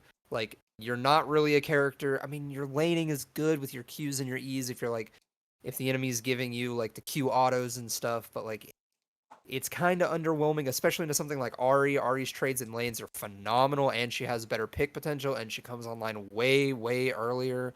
Like, Victor is just so slow. He doesn't get mid push until first augment. I'm not sure how important that's going to be in this game, but it in my lobbies that I play in solo queue, I think it's really I feel like important. with And Gragas versus Zac, it should be pretty important. yeah, I But think it should matter. I feel like it should matter. It matters in most matchups, I think. So yeah, I don't really know I'm too much about Bean's mid pool, so that could be part of it. I yeah, know he likes but I that mean I Malzahar a lot, which did get banned away, so it could just be that the Victor is the second most comfortable, and they just yeah, know that it I might. will say though, Victor is very strong if you don't lose the game based off of not ever having mid push because like Yeah, that's the most important thing. So like once he gets that first augment and he's able to clear waves, I mean Victor becomes a perfectly fine champion. He's super good, but I mean that's just the only problem I see with that. But yeah. especially into Ari, because you know Ari is known for trying to find some picks with her ultimate, roaming around the map, maybe ganking. So Yeah, I to their credit, I I would think Victor as a blind is like probably okay if it's a champion they're comfortable yeah on. I'm just glad we didn't see a I would Scion agree. blind pick. That that would have been rough. I think you can definitely Yeah. find something better than Lux to beat it in lane. Oh, that's for sure. And you But do have I you would still say could just put the Lux mid anyway, but yeah. I mean, I would say that most mid laners probably struggle with having a champion pool to kill a Scion mid if the Scion mid like itemizes correctly. I mean, the best bet you're gonna have is either like a Leandri's burn brand type character Akshan. that like yeah. I mean, Akshan's just broken right now. I mean, if you can play Akshan, you should play Akshan every game that you can. Like that guy's ignorant. That is an ignorant character, but. I mean, there are picks, but like I'm not sure how comfortable like Tusini is on Akshan because I feel like most Akshan players are like known as Akshan Yeah, players. no, I'm totally with you. Most people don't have like a pocket Akshan, you know. Yeah. So I pretend that I do, but don't watch me play Akshan. It's like really bad. But Yeah. I I played a think both bunch of them teams, when he came out, but I have not yeah. touched him much since then. But I I did think get this an game update will from Noam. mainly. They didn't ban Darius because they forgot about him. How you forget That about Avery's is, Darius is beyond me, but it's really funny. yeah, But yeah, definitely I would a say comedy bit there. this game probably just depends on if DDD can get onto their dive is phenomenal, right? They have Zach Leona, Twitch can come in invisible, while the rest of his team's diving, and he can get close enough to be able to open like Darius with Ghost, like Victor. I don't know if Victor is going to take Ghost this game. I know some Victors like taking Ghost. He'll probably go TP if I had to guess, like TP Yeah, he Flash. did go TP. I that makes sense, but I mean like Victor, even with Q augment, that gives him a lot of movement speed. So I mean, DDD is really fast and they have a lot of dive, but I do think that that's going to be more difficult to play, even though dive is usually considered easier, just because of the kind of characters like Ari is really slippery, Gragas is really slippery, and I think Gragas is going to be low-key MVP of this game just because of the way that Gragas functions. And we saw Julian play last game, and he looked good on it last game. His barrel angle was really good, like his explosive casts were really good. So, and with a super pushing bot, Hong Baba, Caitlyn Lux pushing bot, I think draft I'm gonna have to give this to PL, but Yeah. I think DDD does have a lot of windows of opportunity to get into the game. Yeah, and really interesting note here, actually. This is Joel's 30th game of Poppy. He might be the only Scrims player to have 30 games on multiple champions. 30 games on multiple champions. That's a lot of games. Because he has 30 on Xerath, and this being his 30th on Poppy. Just something funny to think about. Historically, Jonah has gotten a little rinsed by Julian, but Avery does have the edge out on Joel. Nothing too crazy here. I don't think we're seeing any champ matchups that have happened too many times. Twitch, Caitlyn, and Leona Lux are very even. Jungle matchup I don't put too much stake in, but Darius into Poppy seems like it should be a good time. Yeah, For Avery. I assume that Darius would. I assume this is probably like. I think top lane will be DDD's strong point. I think Darius should beat Poppy, especially since it's like Avery's most comfortable champion. Poppy's more of a stabilizer champ. She's kind of stupid, so she can't kill you because she does an unholy amount of damage for no reason. But I mean, Darius is Darius. So Yeah, I mean, we'll have to see how it actually plays out in game. for sure. There could be some sort of invade angle with like a Zac stealth Twitch. I do doubt that it's going to happen, but anything really could be possible. I would assume the most likely team to invade would probably be PL. Just, I mean, Lux binding into if Arya wants to skill charm level 1. It's true. I mean, that's just a pick instantly. Like, you're just dead. But Yeah, Julian like does have vision of them walking in. Is calling for some help. Lux is rotating up here. There could be a collapse. They just want to get some deep words. Yeah, I mean, this gonna be a pretty good collapse. Ari did skill W level 1, so I think they should just be able to walk out. Flash is burned from Zac. Pretty important. That basically ensures that Zac really isn't going to be able to do any kind of like cheeky ganks until like level 4, you know, because Zac really comes online at level 4 once he gets 2 points in the slingshot. So, because if you don't know, Zac slingshot, more points you put in it, the longer it goes. So most people say that it's kind of hard to gank on Zac until level 4, but people do try and look for things. But without Flash, it is probably almost impossible to look for anything. So yeah, I expect a full clear out of this Zac after that. Yeah, Noam did bring up the stats. Stanley has 45 on Victor and 35 on Zillion, so he also has that threshold. But apparently Joel also has 42 games on Ziggs, so he's the first player to have 3 games, or 3 champions with 30 plus games, which is absurd. But I don't know. Anyway, point being that he's experienced on Poppy. Get me on a team. I'll put in the game.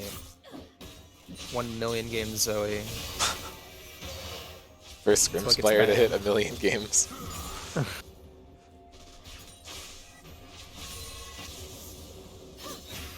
Noam hits a binding. That's a lot of damage out there. The trap this almost came Cleanse through. does have to get, Cleanse does have to be burned. If the Cleanse didn't get burned, that would have been trap into kill. So, I mean, this Caitlyn Lux is doing what you expect it to do, but Twitch getting this chunked is going to be rough. Speaking of getting chunked and rough, Flash is having to be burned by Joel. He's staying around though. Poppy. Oh, that's, I mean, he has TP. Maybe, I think he can get dove. Yeah, I mean, he just needs to know the apprehend cooldown, and if he can play around that, he should be fine. But yeah. Oh, that's a step into a trap, but Hong doesn't go for the auto, knowing he probably would have taken the tower shot if he did. Yeah, opted for the Q instead. Q always does full damage against, oh, that's apprehend and a Q. But yeah, Caitlyn, if you step in a Caitlyn trap, she always does like the empowered Q version. Oh, Joel, really good stun there, but he is just going to die. First blood going over to Jonah. He did not need Flash to make that a successful gank. Yeah. Well, I agree with everything you're saying. It kind of all goes out the window and Joel's stuck under tower with 100 HP. Yeah. TP just immediately expended to get him back into lane. Yeah, I mean, situations like that, you're against a Darius, Zac just, you know, I mean, he doesn't need that increased jump range when he just walks that close. He's basically hugging your tower from out of fog, and makes for an easy first blood. Yeah, Caitlyn almost doubling the CS here, though, and did opt into double longswords. Twitch just going for the call. He wants to make sure he can get fully item online, knowing that his lane's going to be pretty rough. So we might see a game kind of similar to last one, although Caitlyn... Good sidestep on the charm. This should be a flash. Yeah, Tusini just getting absolutely nailed here. This is going to be a frag. No, he's super dead. Oh, Leona flash? Whatever. You got the kill. They got the kill. It was necessary. Yeah. See, that's really good roam by you're, Mythic. The flash was just for BM, I guess. Like, yeah, when you're Ticini there, you go like, hey, I got Leona Flash, like, and that actually is a little bit more impactful than average because there is no Hex Flash on this That's Leona, true. so. Tusini walks past the gravity field and in really good position to get stuff done, but misses both parts of the queue. Might just get auto down to death, misses the charm. Flash comes out from Victor. Flash anyways. Joel trying to find a kill into Ari. I keep calling Avery Ari. This is a fully Joel's stacked bleeding out here. Oh, he should be fine. I think one more hit. Oh, the shield's gonna come in clutch. But... Yeah, they're not able to kill Darius. A lot of top laners being played here that fall into the don't try to gank me category. Yeah. Darius and Alawi both fall firmly into that category. Yeah, the Darius did have to expend double sums, but Joel is stuck on her tower 1 HP. Oh, this is looking... Yeah, that's going to be a flash. I mean, they are going to get... Yeah, Trap does come down. That's so much damage. That's a lot of damage in return. Oh, almost get the passive. But if I'm Joel right now, I am terrified of getting dove. Especially since... Yeah, I mean, you do just see Zach show bot side. Or TP. But yeah, he could just book it there now, so it's a little scary still. Ignite is dropped on the Caitlyn, but yeah, Leona taking so much damage there, but she's tanky enough that she's not really at risk. Oh, this is gonna be a kill, I think. Oh, level up to 6 actually is insanely important. Didn't matter. Oh, he didn't use it. Unfortunate.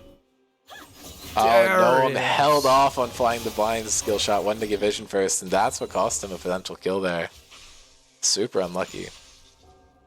Yeah, so far this is going heavily in the favor of DDD. I mean, bot lane is definitely hard winning for PL, but Flash does have to be used by Julian. But hey, at least you're not calling him like a different champion. If you call him Sejuani, then we're both on the same level. Sejuani. That's the closest to his summoner name, I think. Does the overlay show how many grubs each team has? It does. So. It's that like shield looking thing. Oh yeah. So 2 to 1 for PL. For payload. The hit Team Fortress 2 game mode. True. Hey, as long as you don't say Overwatch, I'm happy. Tusini definitely playing solidly in this lane, but that early kill going over does help Victor out a lot. It kind of mitigates a lot of the weaknesses you were talking about earlier. Getting a kill, expediting 25 stacks is a big deal on Victor. Did they change it? I thought it was 20. It's 25. I think it's always been 25. I don't trust me to know numbers, so. Well, it's been 25 as long as I've played this game. So since season 10, 11. Yeah, I mean, I think they only existed since around then. Oh, that's really... Yeah, unfortunate flash there. Unfortunate on the flash charm, went a little wide, but... It's okay, he's still waking up. Yeah. He's only been awake for about 20 minutes at this point, I think. Yeah. I know that back in the day, Victor used to like have build to buy an item, head score. Yeah, Don't mention it around Stanley. I never played when that was a thing, so. But that was a dark time in Stanley's life when they announced that change. What, he liked the hex core item? Yeah. Oh.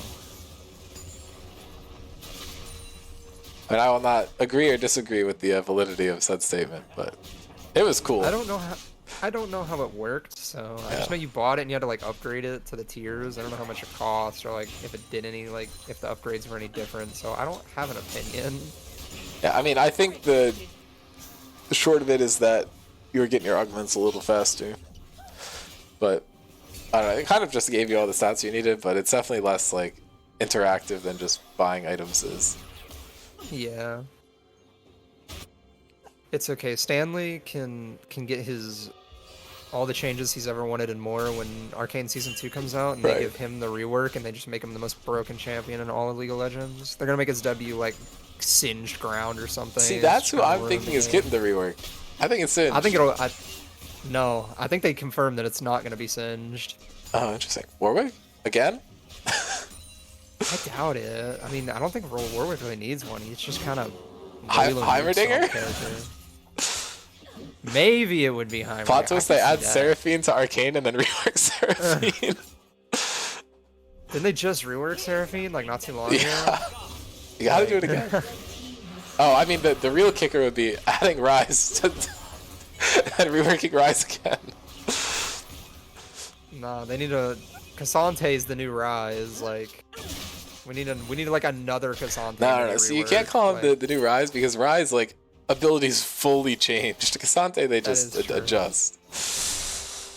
Rise needs like a low-key another rework. They should revert him to how he was in like 9.13 or whatever. Just like, revert him to release, I think. I don't even know what awesome. he did there, but like, just me do neither, it for but fun. That sounds fun, yeah. They should make a game mode where it's like Season 1 League of Legends and you just I play mean, with someone all the like developed that and then Riot sued them, so I don't think we're getting that. Yeah, that's really cool. I don't know, revert like Aatrox, Nintendo suing all revert the Tom Pokemon Kench, that's wrong. all I'm gonna say. I mean, this game is slow. Yeah, if you could tell, I was being on a tangent. Zach's going for this. If Joan is able to pick up all three, it puts him in a really good spot for the Grub's breakpoint, but Darius showing up to this is a problem. Caitlyn is doing Caitlyn things and pressuring the ever-living hell out of this tower. Stop taking so much damage and just picks up he the just kill. dies. Hong able to grab it.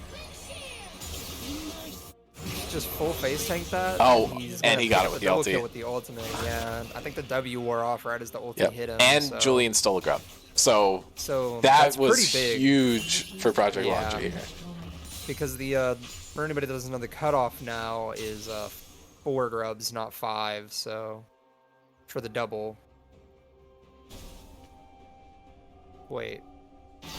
No. It's 5, not 6. Wait, no. For the people that doesn't know is me. I don't know. I forgot. They changed the breakpoint to getting them to spawn 4, at all right? as 4, and then getting 2 to spawn at 6. Yeah, okay. Oh, that's gonna be a frag for sure, I think. I mean, oh, he gets out. Come out, but good ult usage. I think Victor could have dropped his ulti, and I think it would have killed just the first tick with the ignite, but good by Tusini to get out of there alive.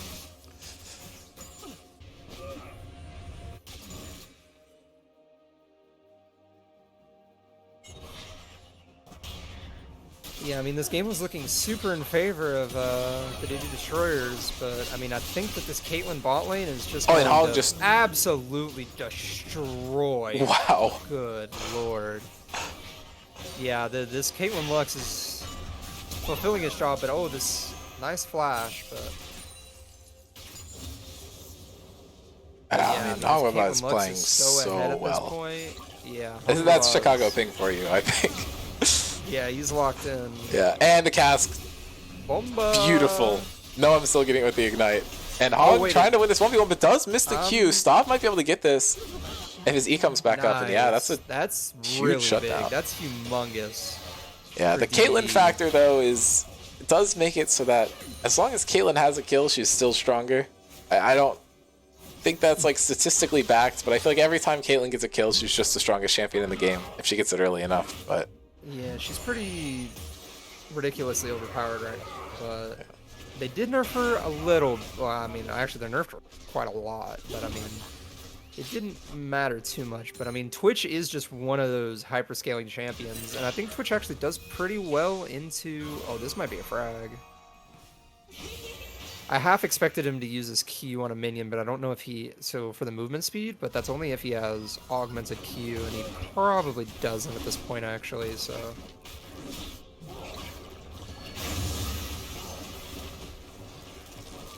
But like I was saying, late game, I think Twitch actually does really well into Caitlyn for the same reason he does well into Ezreal. Since they want to play at long ranges, he can just get in their range and completely, like, mitigate that advantage of having range by going invisible, so... That's true. The Darius, unfortunately, cannot go invisible, but he does have Ghost, so that should help him out a bit. Noam almost hits the binding, does get the slow. Tusini going in for the charm. Gets so much there, and Hong just completely pops him. Oh, and this should be a frag on him, too. Yeah, that's really good by PL. Just... This is the strength of the Ahri, you know, this is the point of the game where she probably is the most strong. Like, level 11, 2 points in that ultimate ability. Able to make plays with their team. Oh, getting canceled, but I don't think they have the damage necessarily to kill, especially through that. And it looks like Joel is just going to get a little too ambitious and end up going down. Yeah, I mean, they don't really have damage with the just Poppy and Gragas, so... That Caitlyn poking down that top tower is going to be able to take it, but because Caitlyn is topside, it does mean that DDD is able to start the dragon pretty safely. Yeah, and for PL's sake, they do have a dragon already, so they're not in a terrible spot here, losing one. But the soul is going to be mountain, which I don't know. I don't think is like fantastic for either team. It's not bad, but it's not great. That's a lot of damage down on a mythic, and Noam is not losing much for using that. That's a very short cooldown ability. For sure. Oh, this is probably going to be an ultimate. Didn't even have to use the ultimate. Move it. Being Zach, this game looks pretty miserable into this Poppy. Just really never allowed to use your jump while Poppy's on top of you like that, so... It's going to transition into a pretty free Rift Herald. Yep, Gragas' if he can hit the charm, really funny okay, right now. Cleanse comes out. Yeah, Mythic. just a singular. I was worried that Stav was going to walk up to body block that and just die. Or not Stav. I saw Twitch, I thought it was him. Cerberus. Let's start with an S. I'm losing it, man. My bad. And this should just be a pretty free tower here. 52-minute game took a lot out of you. It did. Every time I cast, I always think like, dang, Captain Flower is just the GOAT. Like, Real. How does that guy not get fatigued? Like, oh no, I'm set up and calling him Stav all game. That's my bad. I saw Twitch on blue side, and it didn't change people for me. Oops. Apologies, Cerberus. I just call everybody by their champion unless like their name is their actual name, like Avery, Tusini. Well, I call Avery Ari, so you know that is Tusini. Oh my god. As Caitlyn just completed a full Infinity Edge, she is incredibly strong. Ew. I think Darius should be able to get this tower. Yeah, I mean, this is completely definitely uncontested, free, but... and there's nothing up on the map that they're losing for it, so... I guess all the Twitches are just opting into Bork first item. Yep, that Flash was a crazy dodge from Hong. Does have to run the flash. Bean is just completely dead here. If Hong's able to get something mid, then PL has just had a huge advantage, but it looks like Twitch might be able to get two. And no, Sarvis does make it even. Binding, so... Oh, but Nom's not aware, and the Twitch is... Oh, that was a pretty early flash. I'm not sure that was super required, but I mean, get the kill anyways. Delayed double for the Twitch. This Twitch is going to be really strong, but... Do need to answer this Herald, and I'm not sure that Zach has the damage. Yeah, especially getting stopped by the heroic charge. I think he had to dash more to the left, but does end up getting away with his life. Julian not committing to using that ultimate ability.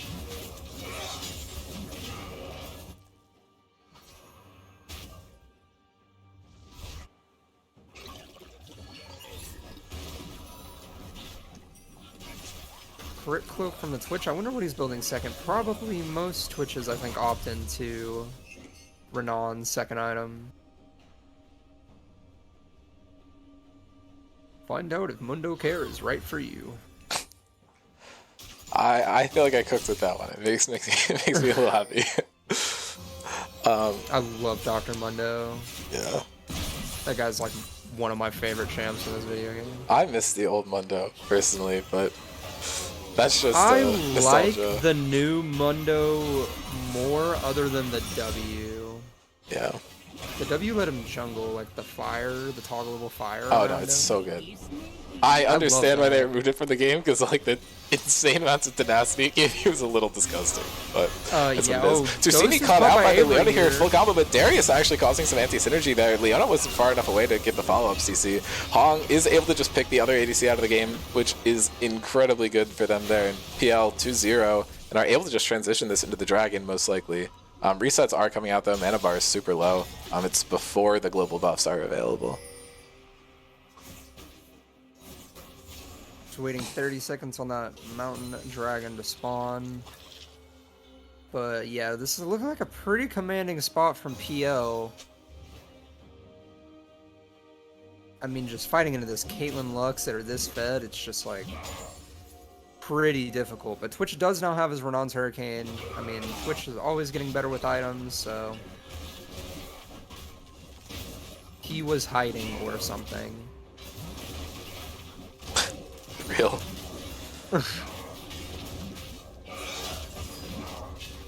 Dude, I saw an insane tattoo on Twitter. It was like a full arm sleeve of Twitch, and it was like they had text on it. It was like t t t t t t.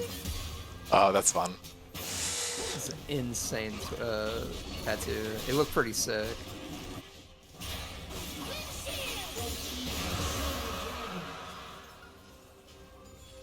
Yeah, DDD was hoping to trade top tier 2 for this dragon, but Lux just ulting away the wave, making it impossible to really get any damage down. Oh, Twitch is flanked on this Hongbaba, and that he's just completely one-shot. Completely picks him off. Joel might be in trouble here too, but not able to find it. Noam almost got into trouble there, but the cast looked like it was able to save him for a little bit, but no, I'm just completely screwed here. Demolished by it. Yeah, but this is what I was talking about with you know, Caitlyn's advantage being in her range, but Twitch being able to go invisible. I mean, that just completely shuts down that advantage. Yeah, the game's pretty much that even. actually Oh wait, Poppy ult is huge. So, Mythic's gonna fall down, and now Sarvis is gonna. I had to think about it. Joe's falling down super low, and Avery could be in a rough spot here. Tsushimi still has 2 charges on of ult. He's gonna burn another one to move in. And I think Avery's just going to... no, he hits 2 with this Q. He heals so much. But they're able to pick him off anyway. And Jonas just not going to be able to find it. He heals up so much too, but they just have the damage. Unfortunately for Avery, he just didn't get that 5-stack passes. If he did, I think he kills everybody. Oh, definitely. Ironically, like, he just had to stack it on one person, but he was so close. I mean, he got an insane heal, but just coming up a little short. Really unfortunate. I mean, in that fight, the thing MVP there was definitely Tusini. If you saw the ult charm onto Twitch in the backline was insane. Like so he needed that through like 4 minions. That was insane. I'm really impressed that he managed to find that angle. And with Twitch dead, they lose most of their damage.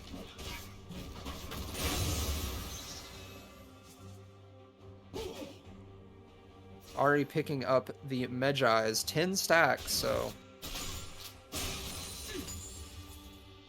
the real question is, has Hongbaba learned from his past mistakes with this Twitch flanking him, and see if he's gonna keep giving these opportunities? Because I mean, that's where the real plays are coming from, is just these Twitch angles are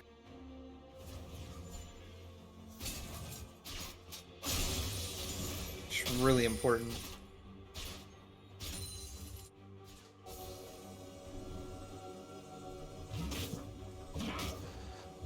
I feel like Zach's just been struggling to do basically anything this game. There's so many dashes available, and as you said earlier, the Poppy too is just making it difficult. Jonah looked so good last game, and it's not like he's having a bad game here either, but draft not doing him any favors. Julian having a quieter but still very solid performance. It will be interesting to see how these teams decide to play around the Baron.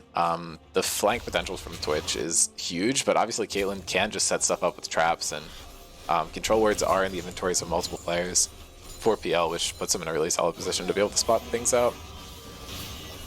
Charm does go a little bit wide, so I mean, it is pretty important that Twitch has no cleanse, so if he gets tagged by a charm or, you know, Oh, but now Ari stunned up. That's 4 people engaging on it. Tusini just pops the ulti out immediately, and now it's a 3v2, but that's just 2 ults traded in exchange for Mythics. And now Tusini just dashes into 4 people. He did not realize they were there.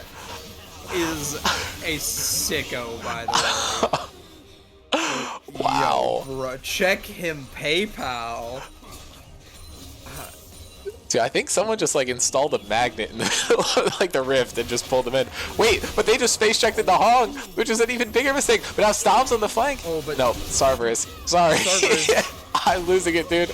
Joel's able to pick up a kill on Embiid, and now Noam's taken out. I'm ruining this cast for you, Cerberus. It's okay, we glazed the fuck out of you on the podcast last night, so it balances out.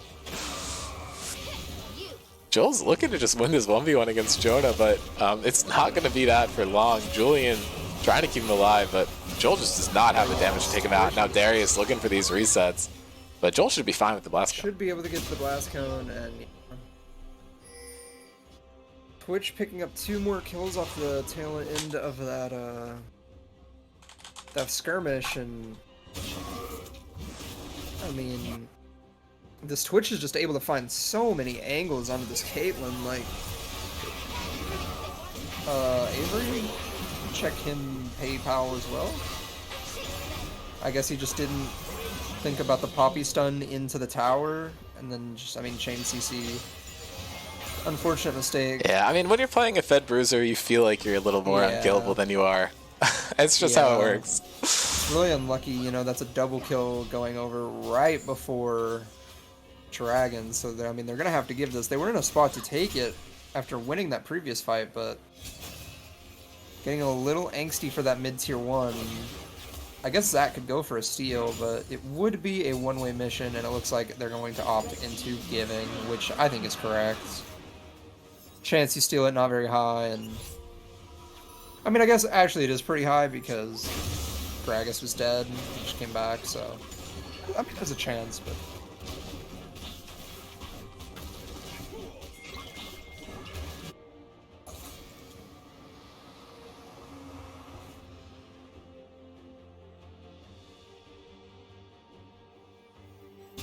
Twitch has completed the Infinity Edge, so Caitlyn and him both sitting on 3 items. Ari's gonna have to burn the ulti.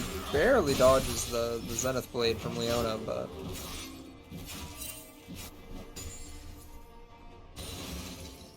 this really is a battle of the 80 carries, I think.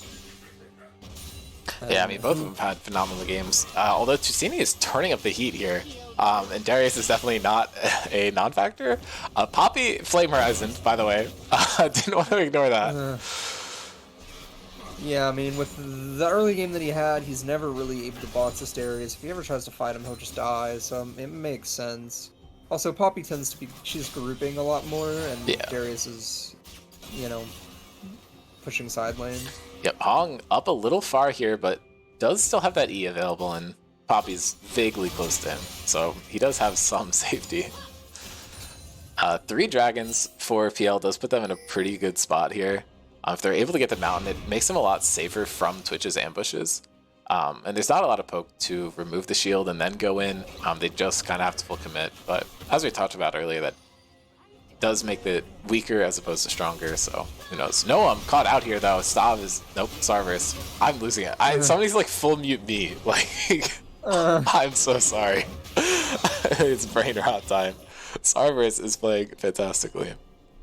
I think what it is that I'm just so used to Cerberus' name being Cerberus. That guy is literally int feeding. Cerberus, what the fuck did you just do? He heard me. He heard me call him stop, so he like inted. That, like, I'm affecting the game through the mind. That was one of the biggest sells I think I've ever seen in Scrim Zone. Yeah, that was crazy. Dude, that was... that's like a play that you do, and then you like think about what you just did, and you're just like, I cannot believe I just did that. Why did I do that? I've probably done that about like 5 times in the server though, so... I mean, it happens to everybody, but the price is going to be barren for the enemy team. Yeah, maybe I haven't done that. That cask was insane, by the way. Julian is so good. That was so good.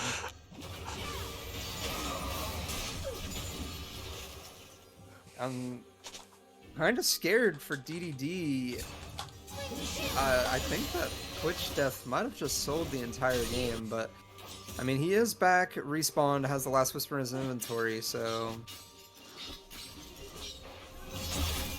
I'm just not gonna talk about Twitch anymore. I'll let you handle that. I got you. Oh wait, Hong tried to sell the same way. Wait. Hong has to flash for that. Jonah's on top of him. Hong's just dead. Wait, Hong literally Sorry, just speaking of a kill, Bean gets way. 1 too. That's a shutdown, and that's just a clean sweep of that fight. Now Julian's in their base though. He's trying to get some stuff done. He might be able to get a tower before the resets get off. And no, Victor's TPing. Wow. Guys, the 80 carries. It's like, you know that scene from SpongeBob, like, our heroes are intertwined in a battle of wits. Like, these two 80 carry players. Like, But it's like inting. Yeah. Like, oh my god. oh my god. That is. Oh my god, I cannot believe that just happened back to back. That is so funny. Oh. Avery able to pick up a objective bounty and the huge side lane tower gold bonus. Strong will on him for not clearing the Krugs first. But... The Krugs? Yeah, I would have. Or red buff either. He's not going for any of it. No, I'm good ulti there to actually fix the wave. Okay, he's taking the global red buff. Yeah. He should then immediately book it down because that is soul point. Or it's soul for Laundry if they're able to get it. Zach's probably just dead here. Julian is literally insane, by the way. Julian is so literally a nuts player. That was like a completely blind, like Gragas E. Like Zach came over the wall for like not even a second, like a fourth of a second. Oh my! What? Oh my! He hits them both. I mean, like Sarver's got out, but and now Tusini gets it. It doesn't matter. Oh, and the cleanse doesn't matter. And now this should just be soul. Someone needs to back to stop Darius. That sequence from him was so good. Julian is nuts. Bro, what do we mean project like laundry? Okay, he's not washed, it's fake. He's washed in the same way that Mason's washed. That's clean as hell. Okay, well that guy's actually washed. What the heck? That guy running down my rank games playing anything other than Udyr with a 0% win rate, and then he solo queues with like an 80% win rate on Udyr? So he's not washed, he's just inting you. That's different. Jonah is now dead again. He's the LP salesman. And Hong almost had that, but now he's just dead. Oh, but or not.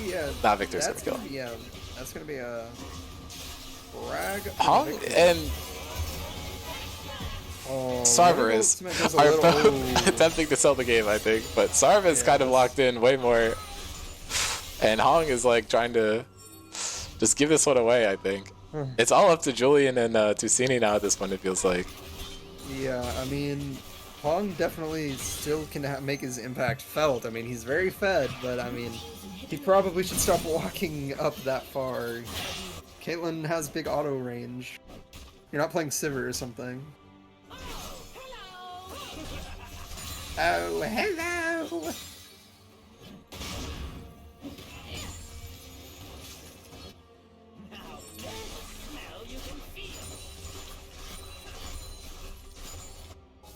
But honestly, if they don't get too much off of this inhibitor being taken, like both of these inhibitors, then it just gives Victor and Twitch a free lane to farm. Not only for CS, but EXP, and all that is going to be denied. And Avery actually found Julian. Oh. But just the kidding. explosive cast does allow him to just walk away. But Sarver's here. That's a lot of damage down. The Bork does get the slow off, but not going to be enough. And ultimate is used. Okay, Mythic does not value his flash in the slightest, but now Hong gets flashed nice. Set up. That is insane. Oh, and Hong is just completely wiped out. Mythic got the kill anyway. That flash is insane value. We're just haters. And now Julian just picks him up. But now Sarvis is looking to get something done, but he used a lot of stuff on the Zonia's Gragas, and he just gets picked up. Yeah. Avery running at this aggressively, doesn't have his ult reset. That's a triple kill for Julian. He's looking for maybe a fourth one. Yeah, I mean, Jonah's healing up so much. And Ari's just taking tower back here. That's a solo kill. That is a solo, and that might be the game. TP from Poppy, maybe? They have a wave. I mean, I guess, yeah, TPing bottom. I think this should be the game. 40 seconds on Victor, that's their best wave clear. 21 or 25 on Twitch. Yeah, this game just exploded just yeah, like I mean, Julian cracked out of his mind. 7-1 in 10 this game. Julian definitely my MVP vote. I'm not sure if we're doing that because I haven't given any other MVP Nah, votes, I mean, we can if you want to. I just haven't been. I haven't really thought about it. Yeah. I forgot that was a thing, but I was gonna say something about MVP in my Future heart. for the other game, but then they didn't win, so. Uh-oh. Yeah, unfortunately. But wow. I mean, Julian just put in the work on this Gragas pick. That was crazy. He played phenomenally well. I mean, I just think overall, PL just played that game very well. Hongbaba was selling at points, but I mean, he played the early game really well. He got an insane lead. Got, first bot tower. He transitioned to top, played really well. I mean, few sus plays, but I mean, Cerberus made up for it with his, he had to make it up to Cerberus for, like anything you can do, I can do better. Exactly. Like, No. You're so right. You think you know how to end? I'll show you how to end. So it's like, but pretty clean game from PL, all things considered. I mean, Joel having a kind of rough game. It's expected in a Darius, in my opinion. That matchup seems pretty rough, especially with the way that he got dove in the early levels. But I mean, the Poppy still found lots of use. I mean, Zach was not allowed to engage whenever they were deathballing because I mean he's just getting shut down. So, and the Poppy's still finding a lot of value. So, yeah, I mean, overall just a pretty clean game. I mean, a little anticlimactic at the end. I mean, they just kind of lost, but DDD just kind of lost, but yeah, Julian I mean, it just was played out of his mind. Yeah, it was a good setup for that play. I feel like I don't know. It wasn't as bad as that Elder would have been if that's how the game ended. But thankfully, my casting is actually saved. It is going to be Stav on blue side again, so I might actually say the right player. Looks like both these teams that we're going to watch are running their same lineup back. If we need a refresher on the champs that we're looking at here, we got the Stav, Hoenn, Valor, Apari, Fujer lineup coming out from Rat. And for Interstellar Ping, we got the same lineup that we had before. But I don't think we need to think about it too much. I'm just going to try and get this draft pulled up real quick so we can take a peek at it. It has been a long day. Yeah, amen. I am going to pull up draft, and I'm going to grab a drink of water real quick. But and loser of this is out, right? Yes. Yeah. But Stav is on Twitch. Okay, so my casting is really saved. Okay, I'll be right back. I'm going to try and be quick. First picks. Yeah. That's, 3 out of 4 games so far? Yeah, 3 out of 4. And the response this time from ISP is going to be Karthus bot lane, it looks. Yeah, Karthus, 80 carry. With Volibear Flex that ends up going into the jungle, I think. Because probably not Aatrox jungle. Probably not. I mean, York can jungle. I actually have no idea which one's top and which one's jungle. I would assume Volley jungle, but and York top. But ISP drafting a lot of big bodies. The mid lane quirky. No, wait, what? What are we doing? I'm confused. Silas jungle? Quirky mid? Yeah, Silas jungle, quirky mid. Set top. I don't know. I'm confused. These drafts are too weird, so I don't know who's going to win. I think Karthus is very overpowered, though, but the Twitch has been looking good.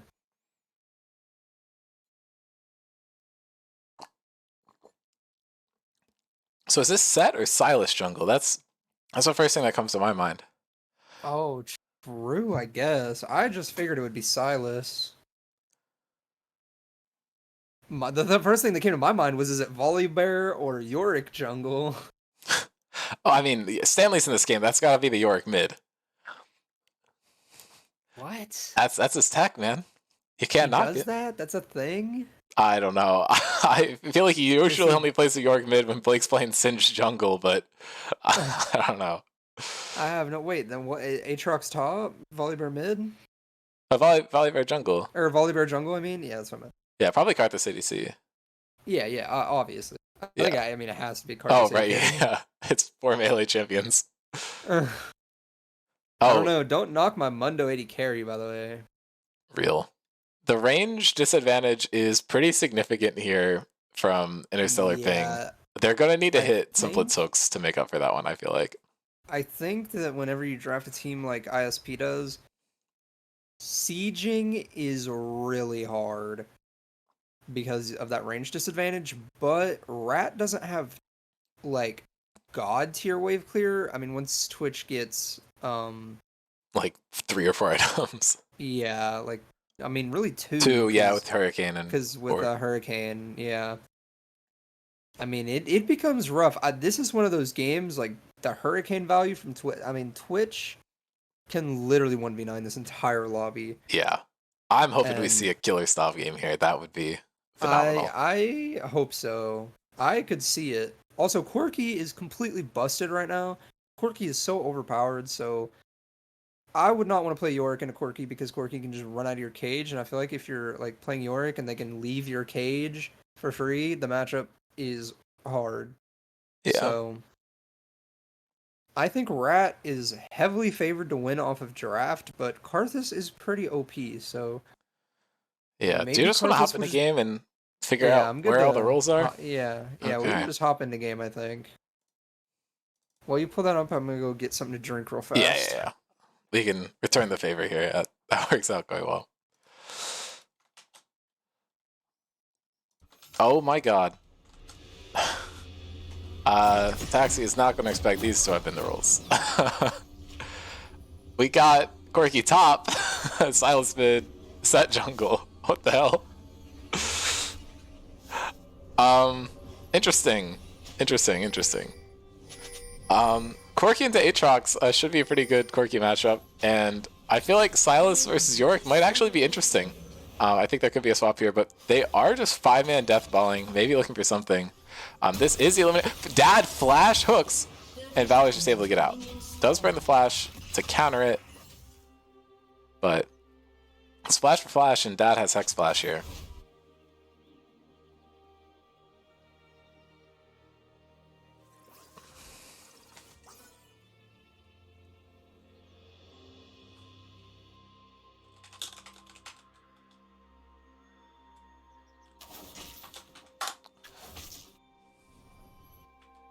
Minions have spawned.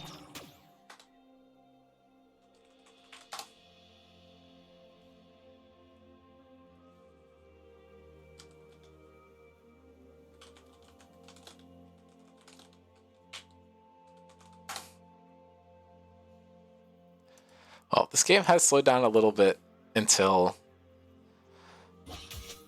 1:30.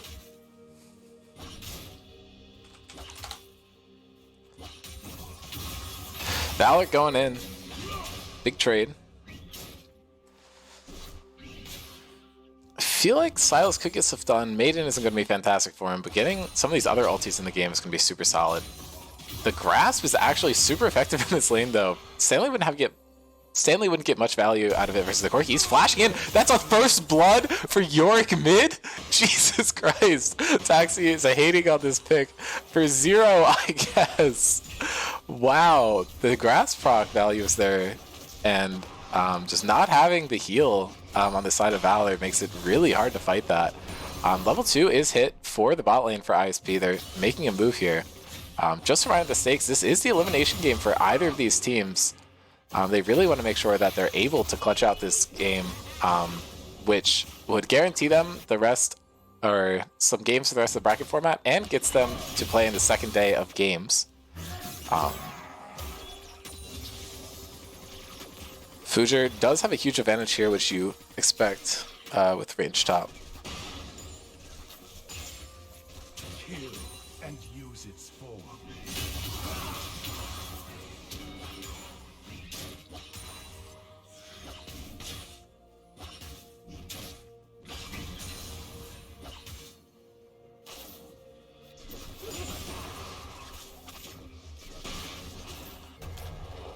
Valor could be in a tough spot here, but is able to just get out of range. Stun comes down, but Jackson's taking some tower. Minions are going to do some damage to Valor, but now that he's hit level 2, he's able to heal up.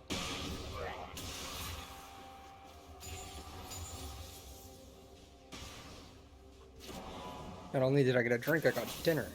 Well, you missed Yorick first blood solo kill mid lane. Oh, it is set jungle. It's Quirky top. What? Yeah.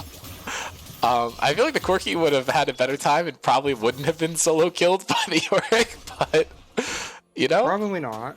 No, Silas had to take E and burned his flash because of a Blitzcrank hook at the beginning of the game. Apari making a huge play here.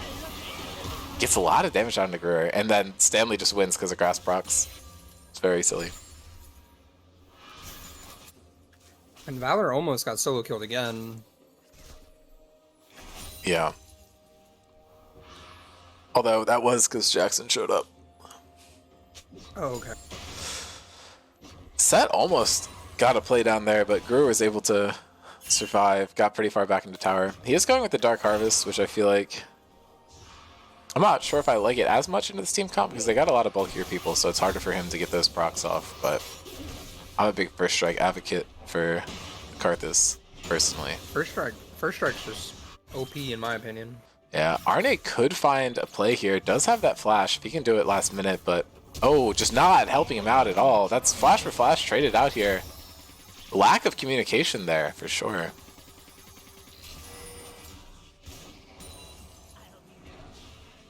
Cull picked up for Corki is always a smart play.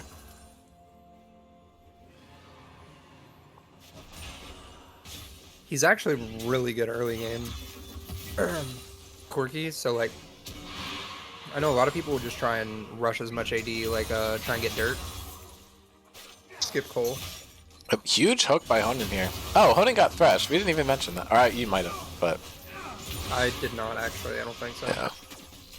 That's something that got banned away from them pretty early in the other game. He got stolen. Oh, remember? stolen. Yeah. Good memory.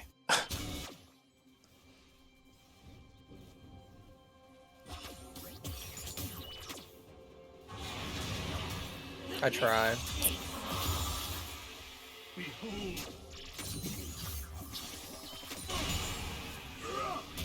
These ranged top laners, bro.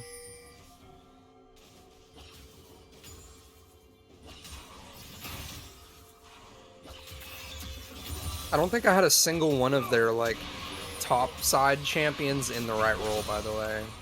I would have never guessed that this was the lineup. Yeah, I mean, when I pulled up the roster, I saw a general idea of it, and I did hear some things, but it's hard to go in unbiased, but I'm with you. It's a very interesting lineup here.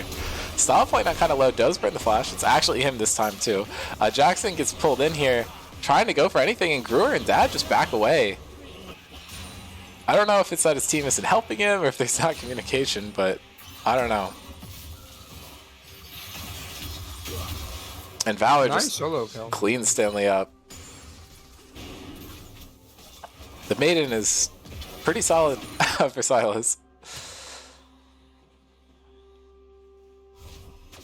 And he just recasted it, I believe. Yeah. I don't know. Jackson was doing so much for them with the Volibear in that first game. It feels like they just don't have the comp to follow up with it this time around. And you definitely don't want to get behind on the pick, but they have a lot of insurance with the Karthus, but Twitch is also going to scale pretty hard. Arne is popping the ulti, burns the flash. Okay, nice buy. Low mana on Future, so they might be able to find something here. Jackson's in the area, but doesn't have ulti. Arne looking for it and is actually able to find a solo bolo in the top lane. Good stuff from Arne. It looked like Fuger like walked back in at the last second and kind of walked into that last Q3. I'm not sure, or Q1. I'm not sure. If Yeah, he might have I expected missed all Arne to that, just but- keep moving deeper. It's always mind games with Aatrox, I feel like. Yeah. Oh, Valor's just walking up. He's just going to melt Jackson. Valor Silas is one of those champions that he gets his hands on, he can work some magic with it. So, for those of you who have not experienced it, he's done some role swapping around. People have banned it a lot. That's another champion that we probably should have commented on a bit earlier, because he's making plays. Yeah, he was like pretending that he was rusty with his getting. Hey, I mean, but... I would honestly bet that Valor probably hadn't played League in like a month or two before that game.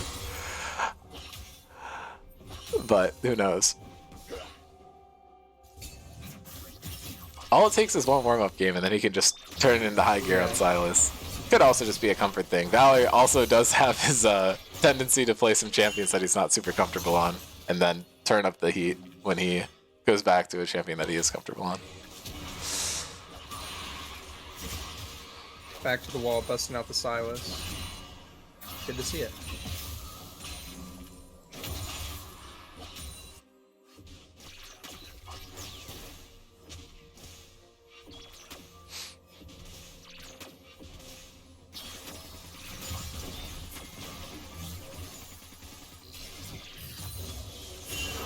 Range top ruiner of fun.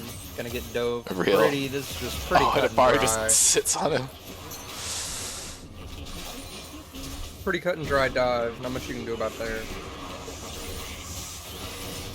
Oh, nice hook. That is gonna get a. Who's Stav? That's Stav, right? Yeah, Stav killed. No, I can't remember which Twitch is which. I mean, it makes me look a little bit better, I think. Stanley's going for something, but I do feel like Valor's just going to be able to out-heal the Yorick. Like, Yorick can get a lot of damage down, but now that Valor actually has his W, it's very hard for kills to go down. I learned earlier today that Silas E used to have a shield on it, and I find that disgusting. Wait, we're I forgot about that. Selling. Guard is ult getting some damage down. I don't... Oh, Dark Harvest proc was probably for Thresh. And now Jackson's looking for a dive here, actually. Oh, overshoots it by a little bit, but there's no way Honing gets out here, right? There's 3 people. Karthus should get the frag. Yeah, okay. Now Jackson's right on top of Stav. I don't think he was expecting to find him there. Blast Cone is available. Out, yeah. Oh, and he was just out of range. If Blitzcrank might be... With the flash, you might be able to get him, but... Team a little too far away to follow up, so not overly risking it.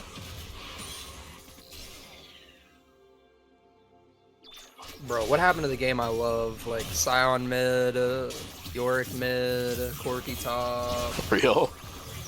Like, what? And Arnie and Fuji are duking it out, but Q3 missing is pretty big. Valor might be able to pick this one out, but Flash is burned.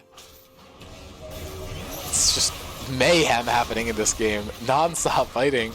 Well, they played it slow for like yet, the first so bit. This is not the easiest dive.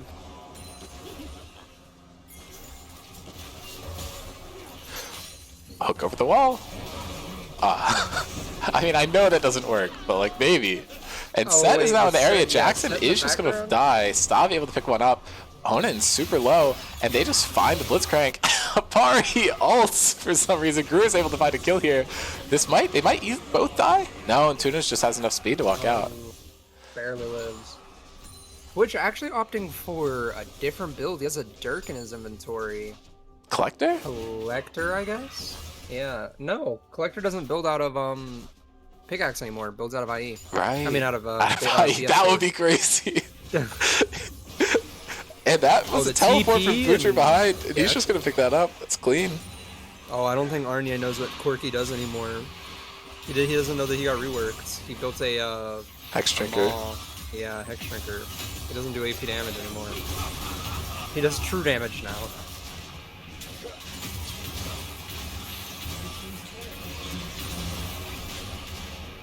I'm going to throw up, by the way. If he didn't have flash, he would have died while that guy took tower at his face. Yeah.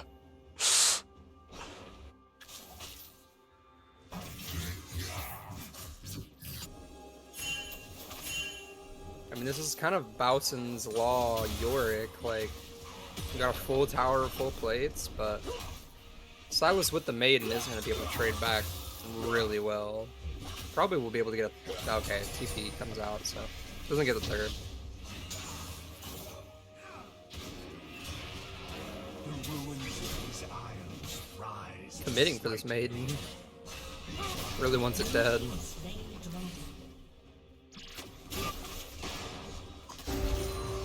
And off screen, blue team does pick up dragon, so Rat getting a 2-0 lead with Yeah, and with Dragon. Infernal, that's terrifying. I mean, if Karthus is able to stack up the 4 Infernals, that is just nightmare fuel for Rat. But 2 Infernals plus Soul for any of these champions, including Thresh, honestly, is very scary. Arne going for the flash. Doesn't have any guaranteed CC off that, but is going to play this pretty well. And is going to pick that one up. Stanley dead again. It's okay. He got full mid. He did his job. He got full. So what is he buying? This Aatrox? No, the Twitch. I don't know. Is that like Dirk into IE? Oh, maybe. That's kind of tech.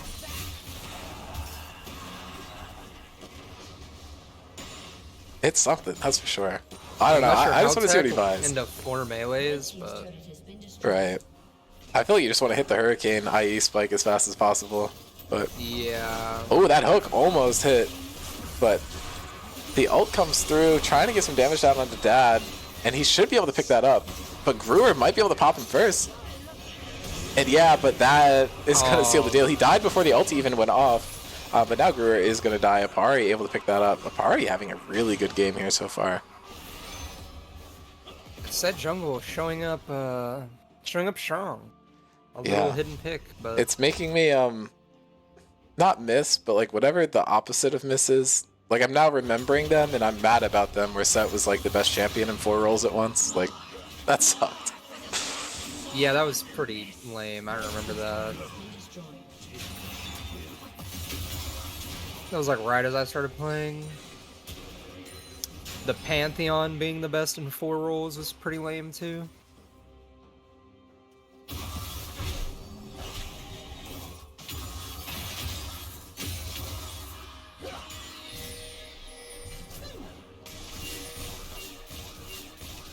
I just realized this Twitch has first strike. What is going on with this guy's build? Okay, he did go for the collector. Zeal? What is he building? Maybe Zeal he just pickaxe? forgot that collector didn't build from pickaxe anymore. Hey, that's what it was. Jackson caught out here again, but so is Stav, which is pretty big, but he somehow didn't have a shutdown. I guess he just died too recently. This game's a bit of a mess, but Rats... This game is a bit Not of a mess, Rats. but- Rat singular does... Rat do have an advantage? I hate English, man. It's like a proper name, right? But it's like a plural entity, so I think I'm supposed to say like the plural tense, whatever. It's so confusing. I give up. actually don't know what the rules are there.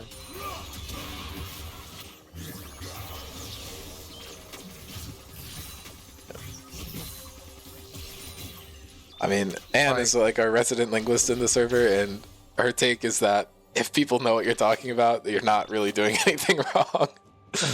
Karthus ult from Silas just came down. Did some damage to Arne, but is not doing anything significant.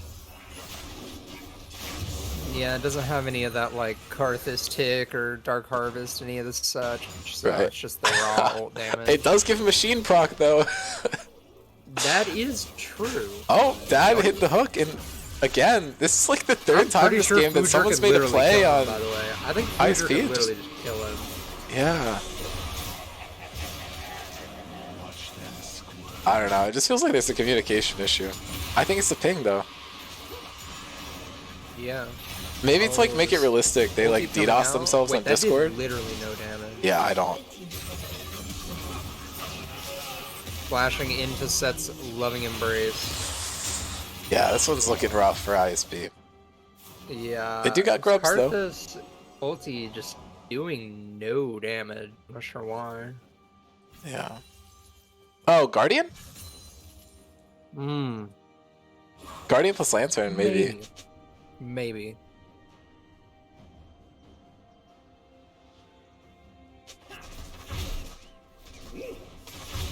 Next dragon is up. Thresh just taking the base, but everyone else is going to be there pretty on time. Stanley does have a TP, so this is probably going to be a proper 5v5, but I really don't like ISP's chances. You probably want to commit the Yorick to just full split pushing at this point in the game. Have him run top and only burn the TP if needed. But Arnie is getting absolutely chased down, but both him and Fujer have actually been having pretty successful games so far. A bit of a CS gap, but just because of range versus melee, I think they've both been playing super well. Valor going in, gets a lot of damage down, but he falls down super low as well. Has this stolen Yorick ultimate, which is a bit interesting. Jackson goes in just a bit too deep, and that's 2 kills for Stav. Valor looking to get something done, does miss the chains, and is going to get picked up by Apari. Gruer falling down as well. That's a 3rd one for Twitch. Honan is picked up in revenge by Gruer, though. Stanley staying alive. I don't think you win this. Yeah, and Arnie's just hauling ass to get out of there. Not without the maiden, that's for sure. Yeah. Well, then it's a 2v3. I think she counts. Yeah. Just unfortunately, she had fallen as well in the line of duty. And that's going to be the 3rd dragon, 1 away from Infernal Soul, and I mean, it's starting to look pretty rough.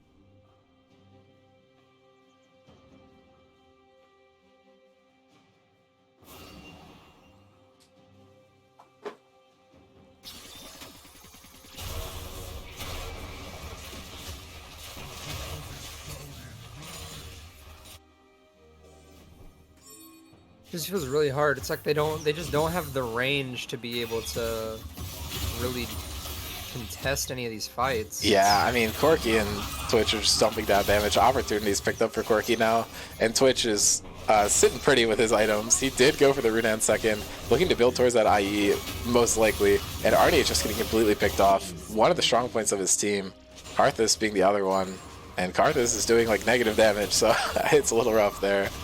Honan is almost picked off there, but Gruer just can't step up because he sees that Corki and Twitch are right there. And Gruer's just getting absolutely destroyed. And Stav just pops ultimate and gets the kill. And Dad's able to get a hook. That's going to take down Honan, but I mean, yeah, Karthus ulti actually is just not doing anything. I think this is where Dark Harvest hurts you a bit, because if you had First Strike, you're still getting some bonus damage there. But and Jackson going for it, but flash for flash is just not enough. They're overextending just a little bit. And Twitch has to oh, the blast code almost didn't go off. I accidentally clicked on the volley bear instead of the blast gun, but Yeah. had target champions only on or something on accident. Maybe.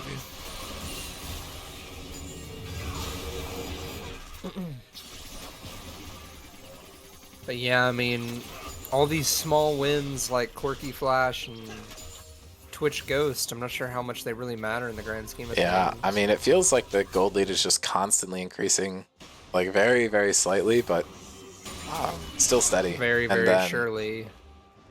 Yeah, that next dragon's going to be up in 230, and if you get soul swept at like 24 minutes, that's just brutal. Because Karthus wants time to breathe, and the Volibear is going to fall off, the Aatrox is going to fall off. Yorick is definitely already fallen off, and same with Blitzcrank, I think. You just want to have so much more of a lead on this comp and just have Karthus there as the insurance. But, I don't know, you just kind of got nothing going for you. Yeah, and especially with how ahead this set is, like everyone on blue team just loves Infernal Soul, like Corki, Twitch, Silas, and you know, a Fed set. Like, yeah, I don't know if Arnie wins this anymore. I don't think so. I feel like if he's able to gap close, he can, but I feel like Corki's just going to be putting out so much more damage. I mean, with Honan here, he definitely does not win it. But they see Set down there in the jungle, but I don't think they really have the ability to go for him. And now that it's a 4v3, they're just not in a position to do anything. And Stav has a huge flank here. If anyone walks up to be with this wave, except the Blitzcrank, he saw him and just hightailed it out of there. But now he can just wrap around for it. Hook comes down and Dad's just gone. He just picks him up with a nice suplex. Oh, that was so close to hitting. Yeah. But, I mean, I guess Yorick can do what Yorick does best and just try and split push, but Yeah, unfortunately, you're not winning against Silas, though. And Stav is just gunning this down. I think the best Yorick build right now, low-key, is probably Lethality Yorick. I feel like Lethality Yorick is just dumb. Like, you hit one, like, E on somebody, and it just does so much damage to little minions and stuff. Like, the AP scaling maiden damage is ridiculous. yeah. Yeah, and Honen's just distracting him. They can't even get into the pit to contest this. I think Honen might fall for it, but you don't really care. Jackson might be able to lock that Apari? No, Twitch should have not based there, I think. Yeah. He might have just wanted to preserve the Baron. Oh yeah, for sure. I can respect. Stanley might have the win here, but he does need to kill the maiden in the process. I think Valor correctly just used the advantage of Stanley having to fight him under tower and just focus maiden, and is now going to look for Stanley later. Aatrox able to pick up a turret on the top side, but...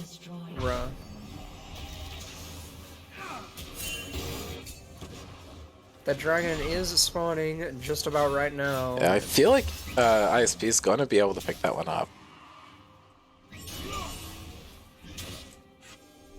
But, I mean, who knows? Apari's been playing out of his mind this game. I would not put it past him to steal it. They didn't start it, and now it gave Rat time to get in the pit, why Twitch based?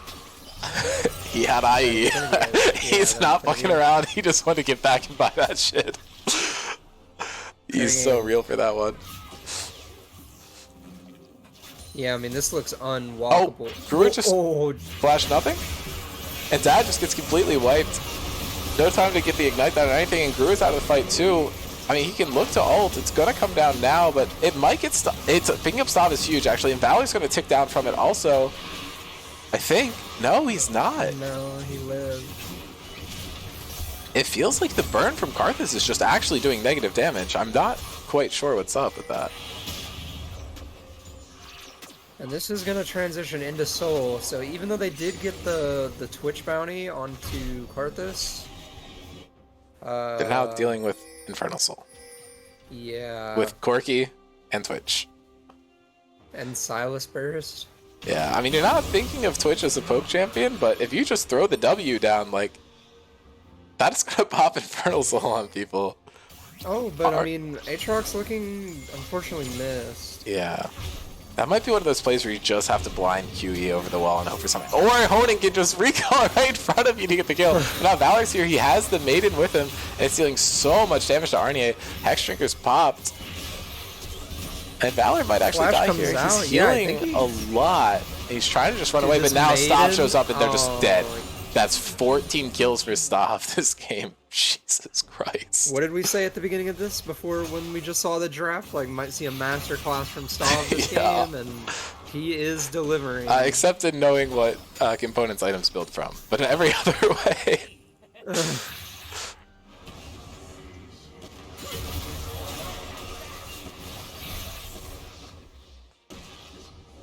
Well, I don't blame him. These new items are confusing as hell.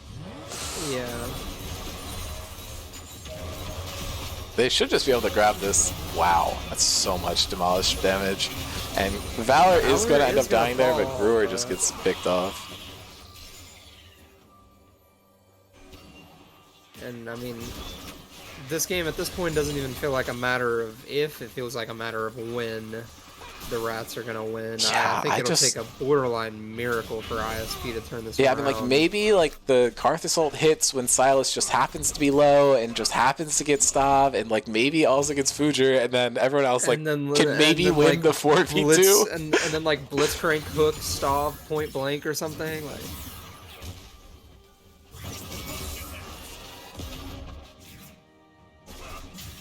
it seems hard.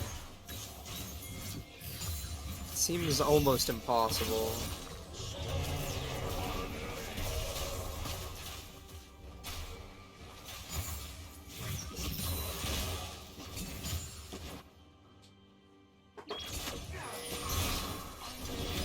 That's a huge hook coming out from Honen there, but he might have just baited himself in.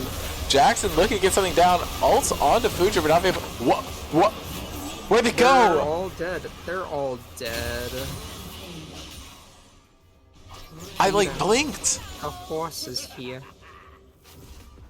That's game, right? They're not gonna end because But when they respawn, they can just like die again, I think. Like, I mean, Stav being like 1/3 HP, Quirky being 1/3 HP, it's oh, here comes York. Sick flank here, actually, maybe. But he has no minions. Like ghouls, I guess, whatever they're called. I think He's dead. Fuji able to pick that one up. Now Dad's running in. Are they doing the Kung Fu movie? They're going in one by one. Oh, okay. Oh, never mind. Dad winds up. Does not continue chasing there. Baron's not up for another 30. They could just take a reset here and be in a good spot. This might be another item for Twitch. At least selling that pot for something. No, it is just the full. Bloodthirster. Yep. Yeah. It's ridiculous. Yeah. The 12k gold lead, this game is looking pretty done and dusted. I'm surprised Twitch was able to get through almost every single game. I mean, if there's any pick to be picked, it should be on this set right here. This is the jungler going in. Yeah, he is gonna fall. Arnie able to be the beneficiary of this and one. Valor is also looking like he's gonna fall. Zon needs to stall time and give Quirky a second. Is this the miracle they need? That's 2 kills. Karthus is about to get ultimate, so if they just stall it out a little bit, we have an angle here. Stav's not in the fight yet. Baron is up, but I mean, I just don't see a way where ISP can even burn it, even if they're uncontested. And Stanley just gets hooked in and just completely dies. Yeah, I mean, you give their bot lane like both of their one tricks, and it's just a little doomed.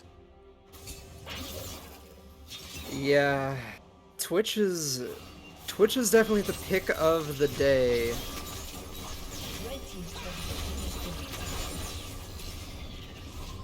Wow. 15, 5, and 8. Stav is not disappointing us. Not in the slightest. If he gets 20k, that would be hype. We will see though. Nice pentakill to round out the game. That'd be pretty schmexy. Bari running in gets a huge amount of damage out of Arnie, and Arnie is just dead. Bari's trying to hold ulti. Actually, holds it too long, isn't able to pick up the kill. But Jackson, they might have caught out here, and yep, that's a kill going over to Fuji. Are they just going to Baron and end here? It looks like that's should just be Baron and then. I mean, Honan can go fishing with Stav, but Stav's just going to go. Good teammate, help him take Baron. Yeah, there they go.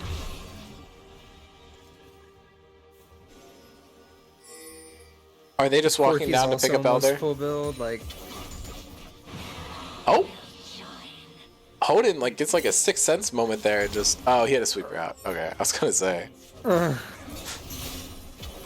Wait, how did that not hit the maiden? Hello? Yeah, who knows? What's even happening here? Are they like fighting? Are they not fighting? I don't know. Valor trying to get some work done. I think he should beat the Silas. Or should beat the Aatrox. Not that Aatrox ult does anything for him, but he's just more fed.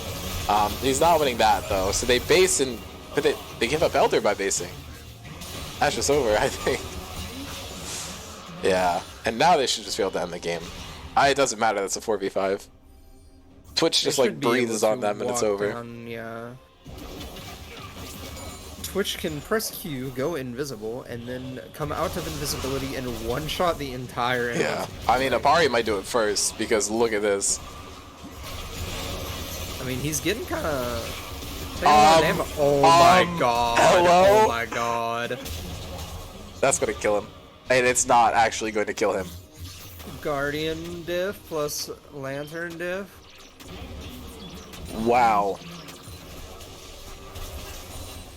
Well, who cares about Stav getting more kills? The set is insane. And they just dunk him right back out. That's another kill. Hey, who cares about Twitch Penta? Can we get like a pseudo Penta for Apari? Yeah, get the set of Penta. Oh no, Valor had to go take it. And then Corky wants one more kill. No, Valor gets another one. Let's go. Wow, clean stuff from Rat to pull that one out. And unfortunately, that is the last we are seeing of ISP in this tournament. Going out 0-2 in bracket stage. But, okay, my voice needs fucking rest. I am going to update our bracket real quick on the waiting screen. Toss some music up, and we will see you tomorrow around 8 Eastern, I believe. Should be this bracket? Nope. Yes. I thought I showed a spoiler.